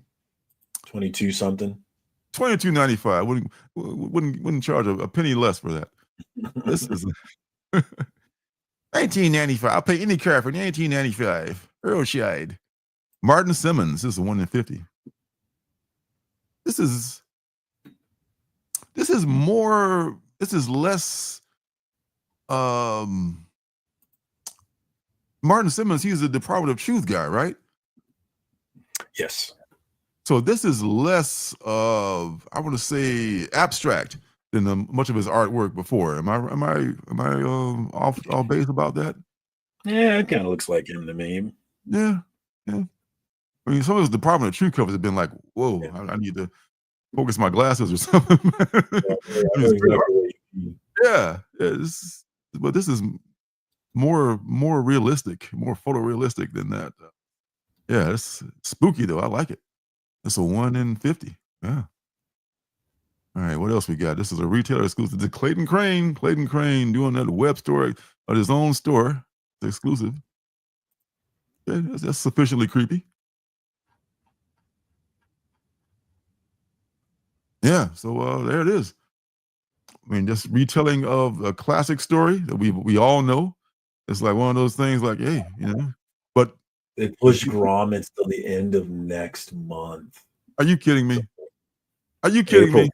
It's April 30th now. Come on, man. Which one is that, Obscure? A cartoon aesthetic. I like the cartoon aesthetic. Check out the claymation cover, Hello Darkness in December. Amazing. Oh, okay. Was this Garth Ennis's nuclear story is great in Hello. Oh, see, I'm missing all the story. I'm just looking at the covers. I bet I probably got those books too. I just had to dig them up, that Clayton Crane is not bad. I like that Martin Simmons too. Oh, the first one. Oh, yeah. That's what made me think of Johnny Quest. It's like, damn, that brought back, like your first scary thing in childhood. Like, oh man, the mummy's coming to get me. Yeah. I mean, the thing about all the Universal monsters, they're not in the public domain. Don't get it twisted. They will sue your ass if you draw things and make it look too much like their properties. But they are things that can be redone and reinterpreted in different ways and for different generations. And I look forward to that. All right, so gonna skip around a little bit here. Let's see. This is one right here. I'm gonna go all the way down to this one. God help us. God help me. I have to say that I am ashamed that I ordered this. I pre-ordered this. Harley Quinn, Fartacular, silent but deadly. It looks like it's very low order. It's kind of like low on the order list. And the only reason I ordered it is because I heard that it was gonna be like not a scratch and sniff, but it's gonna have like it's gonna be scented. Fart scented. I was thinking about practicing making comments with public. Yes, we were talking about that last week. Yes, yeah, that's we had a guest on who did that, who was working with who was that we had? Yeah, I was trying to remember his name and blanking, and I'm so bad. I'm sorry, dude. I remember you, but I forgot. But they used that. They were using a long time ago now. In our defense, I know. Yes, and he was using the Philip K. Dick's work. That's what I remember now. He was using all the the work of Philip K. Dick. Thanks, Sorge. So yeah, I mean that's a great place to start. I mean, okay, now you got your universe. Okay, and all you gotta do now is write it and draw it. You want to get an artist to do it. You can write it and let somebody else draw it. or vice versa. So yeah, that's a great place to start. That's excellent. I think there's a lot of stuff available in the public domain. Where was he at? Oh yes, the Fartacular. Calling all sickos. This one's for you. I've been holding in all my very worst bits of bubble guts for the last 32 years, and it's been leading up to this epic expulsion. Your nose will never be the same. You'll gag, you'll cry, you'll feel the same you ain't never felt before. The fine publication of a celebration of all things past, present, and future. Okay, that'll be fine. All right, they're just roasting this. They're just roasting this book, and as they likely should. Written by Joanne. Oh, sorry. It was Wesley Edwards' art. Wesley Edwards, thank you, man. You're just you're all over it, man. I appreciate it. I believe that curse was real with King. I don't doubt it. I don't doubt it. I mean, curses can be real. I mean, Bobby, to believe in it, the more it's real. And yes, Bobby brought it up. Yes. That would be able to, you donkey. This Gordon Ramsay used to always call people donkeys on his show. Yeah, I totally believe that. Well, this is and this thing, Joanne Starrer, who apparently wrote the first Fire and Ice series, which was not liked that much. I guess it was more of a it was too much of a slice of life book for DC comic book fans. The first comment here is DC hires any random person they see and call it a day. And that's just I don't know anything about Joanne Starr. I never read a thing she wrote. This does not make me want to either. I'm all for having a comedic story. This is just idiotic and screams creatively bankrupt. Hey, what a takedown! They're just letting this thing have it, man. Oh, just tearing it a new one. Yeah, it was only maybe one comment that was like, "Well, it wasn't so bad," but yeah, I pre-ordered one from my comic shop, which is going to be 35% off. So I don't pay, thank God, the whole, what is it, $10, $7.99. So I don't pay the whole $8. But I just got one just in case it is like a collector's item. But likely it is headed for the for the dollar bin. It's likely headed for the dollar bin. And I don't know. I mean, so many of these Harley Quinn rip-off one-shots are just that, It's just very Marvel-like for them to make something like this. I'm a little disappointed in DC, why I pre-ordered one of them. Disappointed in myself, so there's that. But only thing I can do about that is blame yourself. So nothing you can do. Yeah. To Real Entertainment, which is also Perry. What up, Perry? My man. That's other identity coming back. Daddy's back. Good to see you. There you go. He's trying to revive that channel, guys. So if you're interested in reaction videos, watching movies, definitely check it out. Yes. Oh gosh. 50%. 50%. 50%. All we get. Yeah, well, Sorg, there's a market for butt stuff out there. So, you never tell. You can never tell. But off the top of my head, I'm thinking this is just going to be another failed dollar bin headed comic book. The hardest of passes for me on this one. So hard. It don't make no damn sense. Oh God. A hard right turn. All right. I don't like fart humor though. It's not my thing, Can you imagine comic book fart humor? I'm like, I mean, even just reading the description, I couldn't even get through it. Like, oh man, what did I do? What? Oh, like, what if this whole fart thing takes off, man? And all of a sudden, this Silent But Deadly is going for like $50 or something one day. Or like I just probably wasted $5. It's wasted $5 on the book, probably, but he's not gonna waste $8 on the book. It's not that bad. 80s guy mentioned that Luka's going crazy. My man's got 21 points in the first quarter. My man's on pace for an 80-point game. Luka, apparently, I don't know. I mean, a lot of people were ready to burn down Dallas, because of that trade. But Mark Cuban is betting that it's not Cuban anymore. Cuban sold. Cuban sold him? He's still a minority owner. He's not a majority owner anymore, though. Okay. Well, he's on the board though, right? He doesn't control. He doesn't control anything. Yeah. Wow, really? He would have if he was still in control. They would have never traded Luka. Wow, never. Oh, I didn't realize that. Mark Cuban loves Luka. That would have never happened. But whoever's running the team, what I'm hearing is that they're betting that since Luka doesn't take care of his body, that eventually he's going to break down.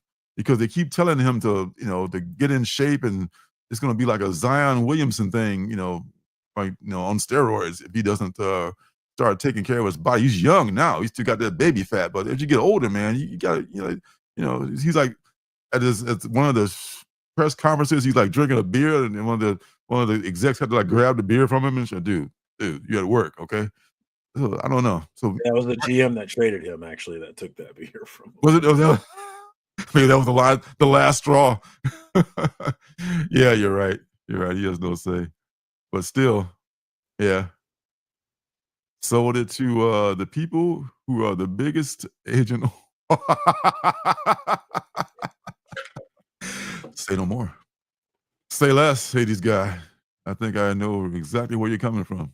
All right, so the Luca. Well, we'll see. I think definitely uh, they got the worst part of that deal. Even though Anthony Davis has still got some in the tank, I think he pulled a groin muscle in the first game or something. So it's like that's working out great. Yeah, it's gonna be great. All right, back on up here to where I wanted to go to a book called.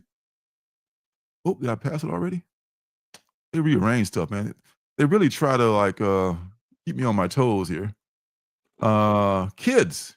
A lot of people thought this was a remember that movie a few years ago that was really controversial. That's what I thought it was. That's what I thought it was too. Yep, a lot of people in the feedback thought the same thing, but then when they get to it, it's okay. This is part of the Image Comics got their what do they call that? The winning circle. I think it's called the winner something circle. And this is the monthly one shot. Last month's was Blood Train, the ninth circle. Excuse me, the ninth circle. And this month is going to be kids. Every parent thinks their kids grow up too quickly, but not like this. In one bewildering, terrifying instant, every child below the age of 1 disappears to be replaced by creatures beyond their mothers' and fathers' understanding. What happened to the kids? Who are these deranged, hyper-violent adults who've taken their places? One horrified couple do their best to solve the nightmarish puzzle, but before they can find the answers they seek, they must survive the night. And it's from Eisner Award-winning writer Garth Ennis and artist Dalborough. Good talent. Dalborough Talgic. I think that's the way you pronounce that name. Okay. And Blood Train was good. I love one-shots. It's $8, $7.99 magazine size, perfect bound book. If you don't mind, it's it's in the vein of the distillery books and stuff like that. So yeah. This is the one shot? One shot, baby. Oh, okay. I'll get it. One shot. Yeah. It's a Dalborough Talc variant. I like his art. I don't remember his name, but I like his art, yeah. Big jumping jack. Or not jumping jack. What do they call those things? Just jacks. Yeah. Everybody says, I thought it was about the adaptation of the movie from 1995. Yeah. Everybody thought the same thing. Yeah. So there's a scene in Kids where there's a dude on a bus or something. Mm-hmm. And he sings this song, I have no legs. Oh my God. I have no legs. Oh my God. That scene has lived rent free in my head ever since then. I have no legs. I get the feel that was like a guerrilla movie that they just like went on the streets of New York and just started filming, and that's what happened. Yeah, that was a movie. That wasn't what's the girl who was in Sister Wives? Wasn't she in there? There's one of her first movies. Whose name I can't remember. You don't know what I'm talking about? That's okay. I don't watch Sister Wives, sorry. What's wrong with you? You got against Mormons. Damn it.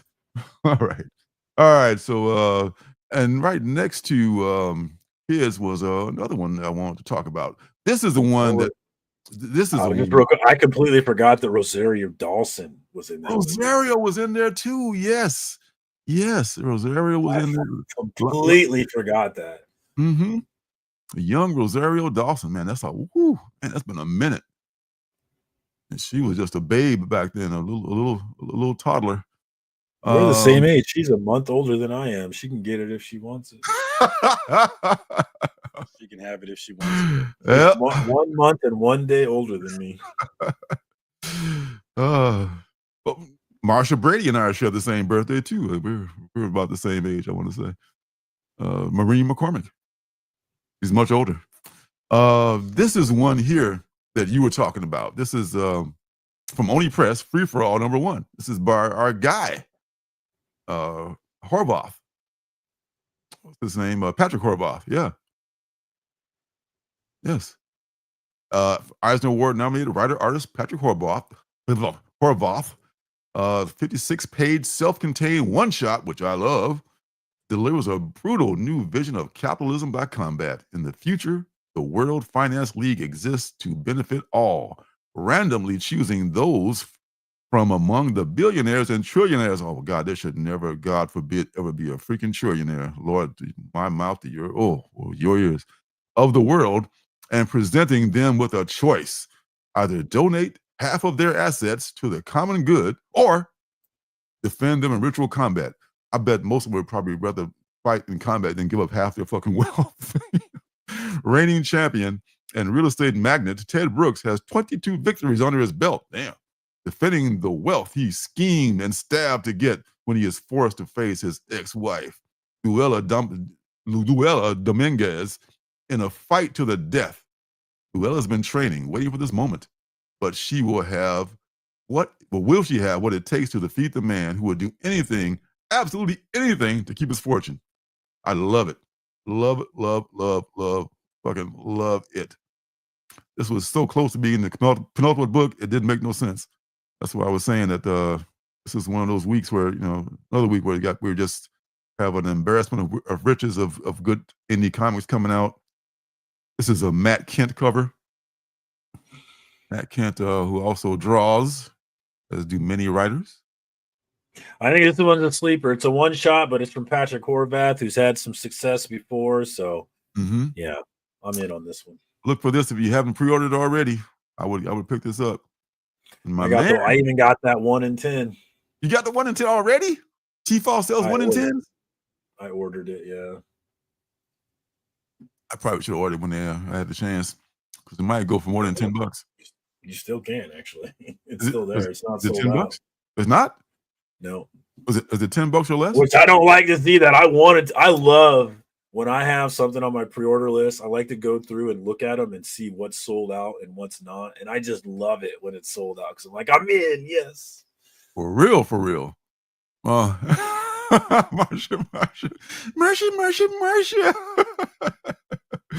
This absolutely is based on reality, man. This is our previous corporate talk we had before. Yeah. This is the Lorenzo book right here, folks. 100%. 100%. Free print ultimate. Exactly what this is, man. 100% is what this is. My man here orders the majority of his from T-Fall, if I'm not mistaken, Things from Another World. No, I buy the majority of my books from my local comic shop, Pop Culture Comics. But when I have books that I want to make sure I get a copy of, I go to T-Fall. True. And I sub to all my books that I sample usually, but that I pre-order from #1s from mycomicshop.com. Because I hate to miss a #1. I hate to miss, sometimes my shop gets shorted, and I hate to miss that. But everything else, if they don't have it, if they do have it, when I go to pick them up on New Comic Book Day, I'll just get it from my local LCS, Danger Room. Shout out. Sometimes I'll go to the other shop in town, Gabby's Cards and Collectibles. We only got 2 shops in our town. That's why I'm a little nervous about ordering stuff online, because I can pretty much guarantee it if I get it from my comic shop. I've never missed a key issue. So mycomicshop.com gives you 35% off if you pre-order. T-Fall gives you 30% off if you order by FOC. So those are 2 pretty good places to get discounts right there. Yeah, I need to make oh God, a budget. Dude, a budget. Dude. Wish I could do a budget. Maybe $40 a month. Okay, well, you can in that case, you might want to do one of those 2 places we talked about, because you can get your 35% off there. But it's good to support the local shops too. But if you're trying to stay on that $40 budget, it is what it is. I spent I think over 50 today. That's just not even for the month, so I'm gonna have to rein my shit in at some point. But we talk about the Junie. This is the Junie Ba cover here. And this is not the 1 in 10. This is just the cover C. That 1 in 10 you're talking about, that is this one. That is the Matt Lesniewski black and white version. Oh, that is nice. That dude, this is all hand drawn. This is he doesn't do digital, which I have nothing against digital, but to do this and to get that gradation like that with cross hatching, this brother spends a lot of time at the drawing board. That's that's nice right there. Some people might not appreciate the work that went into this, making this cover here. I'm gonna see if I can find it. I'm gonna see. You say it's still for sale, but we'll see. All right, what's the next book we're gonna look at here? Oh, here we go. Back up.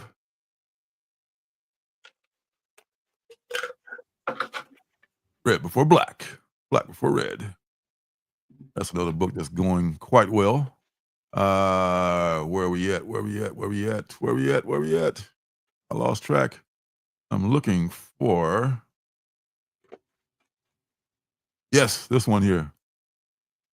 Do bad things, very bad things. This is another pre-penultimate. There were like 3 pre-penultimates this week, at least 2. This one is You Do Bad Things. This is half the team from what's the furthest place from here? This is the artist half, and he is writing it this time. He's sitting in the commander's chair this time. This is on Star Trek. What do they call it on Star Trek? The chair that the commander sits in. It's been 10 years since the release of He Came In With a Smile, the true crime smash hit that chronicled the brutal murders committed by the nursery rhyme killer. But in the decades since its release, its author, Seth Holmes, hasn't produced another hit, another title. He wants to write a story with a happy ending. It's like my last massage. But every time his fingers clack across the keyboard, it always ends in his character's death. Worse yet, these tales of blood and barbarity that flow so freely from Seth's mind are starting to happen in real life. WTF. Turn the page on this Giallo-inspired thriller from multi-hyphenate Tyler Boss and breakout talent Andriano Bertolucci. Yeah, this is good stuff here. It's Tyler Boss, who writes and draws, but this time he's writing. Great concept, sounds awesome. Yes, I am definitely checking it out. Other covers, is the interior artist, Mr. Bertolucci's cover here. And what else we got? A lot of folks whose names I can't pronounce. Gigi Cavanago?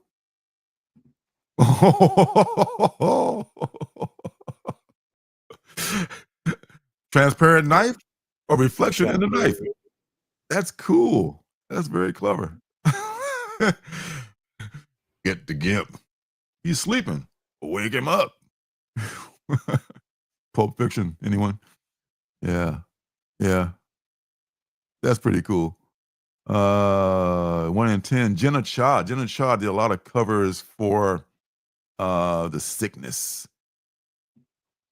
It's very cool. This is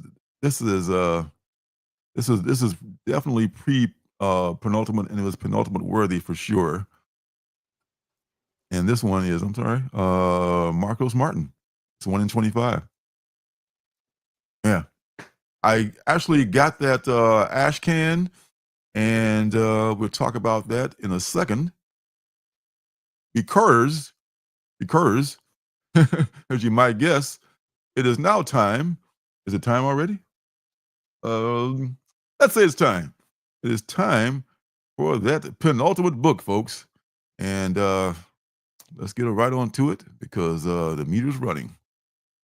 The penultimate book coming right up.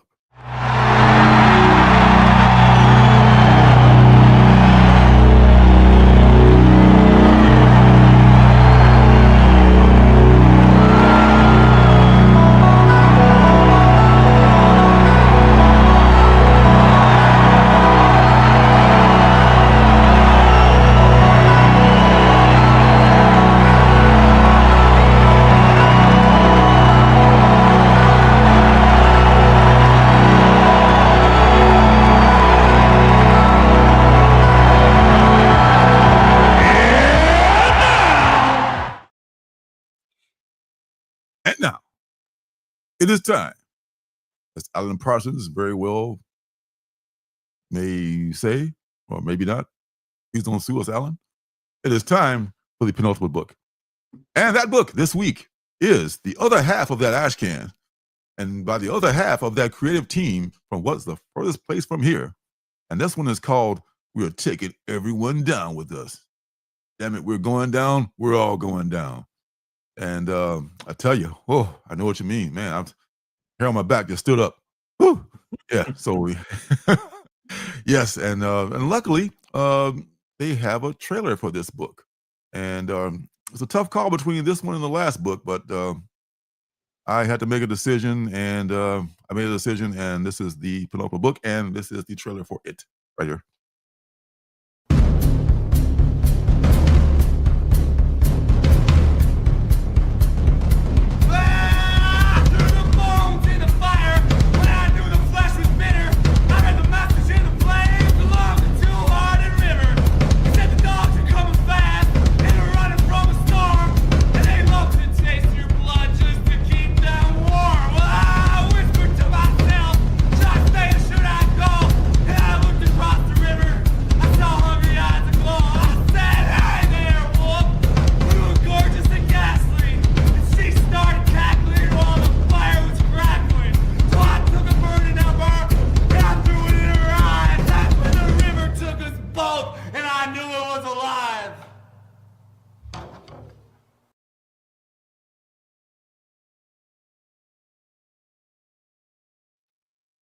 Well, I know, right?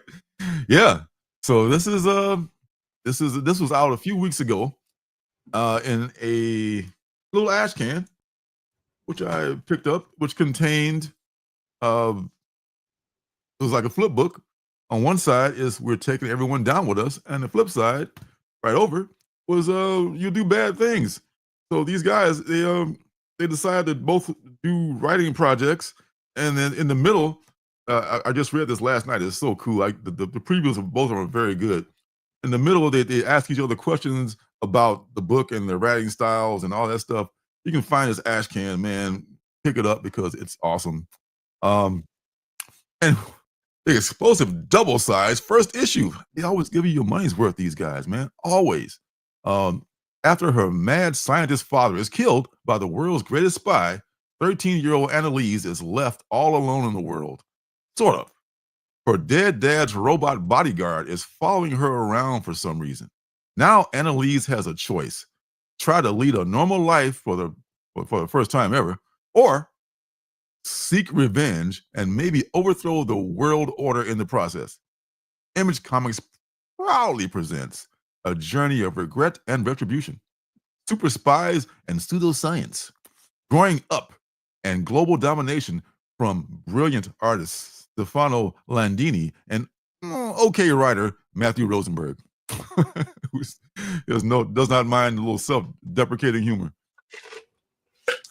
So yeah, this is a tough call between these two. There was a few others, but man, after reading this book, this ash can, it teases you just enough to get you excited about what's coming for these books. I'm gonna pick up both of these books.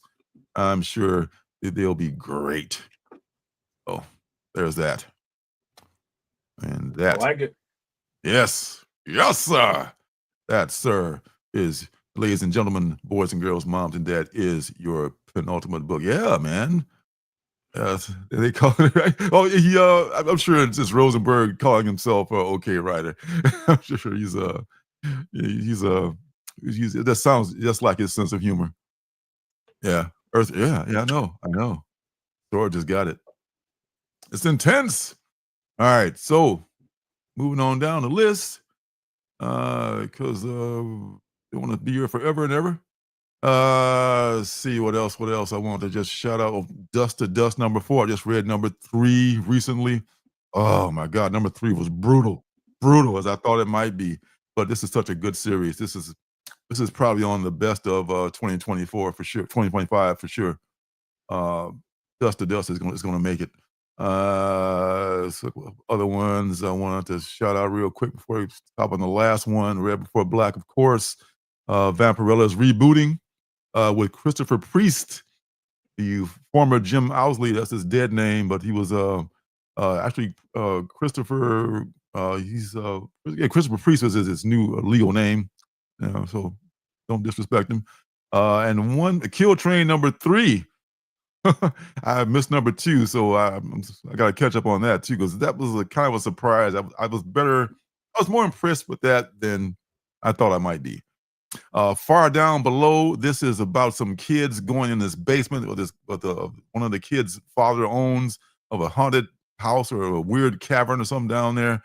That was also a very worthy candidate right there.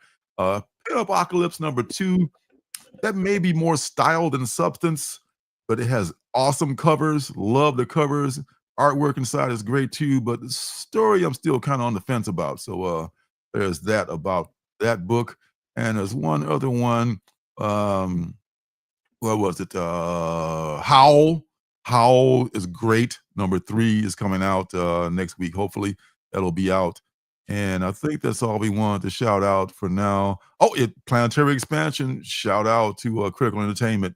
Number 5 will be out next week. So shout out to that creative team over there. Another friend of the show. And the last book I want to take a look at, I can scroll back up here. And I'm disappointed that it's so low on this list. It's Bitter Root, The Next Movement. This book should definitely be higher up on the damn order list, because I know I'm got it coming. I pulled this book anyway, and this has been a great book. This is from the creative team of Chuck Brown, David F. Walker, and Sanford Green as the artist. I got a book signed by Mr. Walker at the last Emerald City Comic Con I was at, and it was graded for 9.6 of the Prince homage from that original series. Love it. In Bitter Root, The Next Movement, a lie built on a house of oppression. The bitter truth will burn it down. It's 1964, the height of the civil rights movement. A group of activists have gone missing, and a new generation of the Sangire family must face a menace far worse than anything their ancestors have ever encountered. The monstrous Jinko, Jinu, I'm sorry, I'm seeing things. The monstrous Jinu, creatures born out of hate and racism. They've evolved into a threat that few people are willing to acknowledge, and even fewer know how to fight. But this is such. I mean, have you ever pulled Bitter Root? Have you read any of the?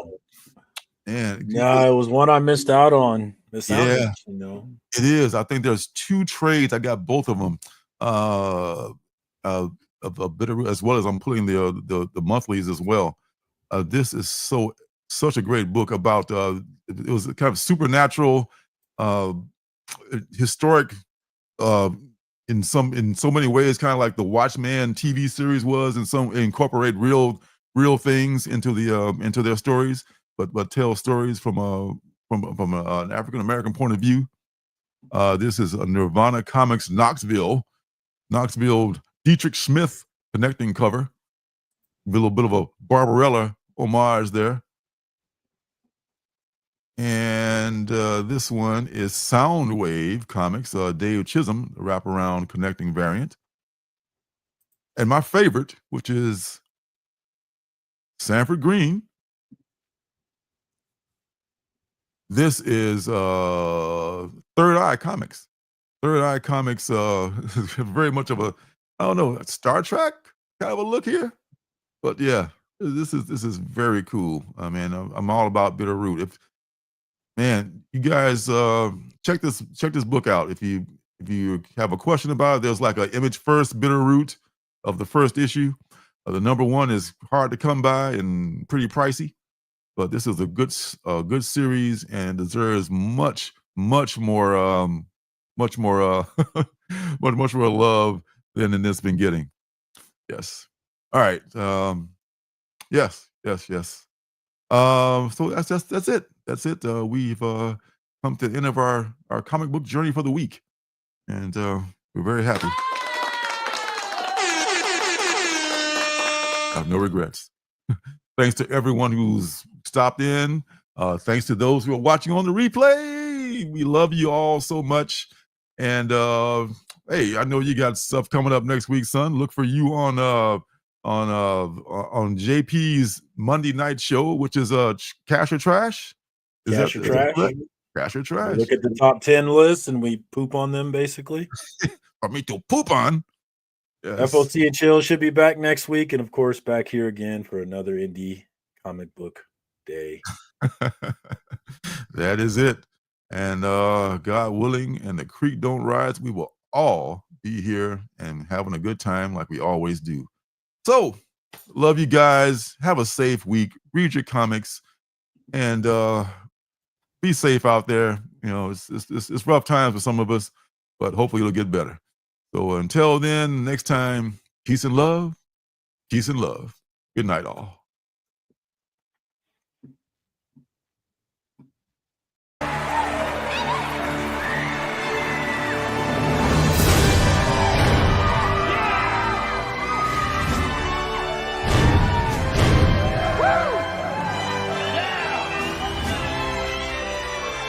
We love you, Denver!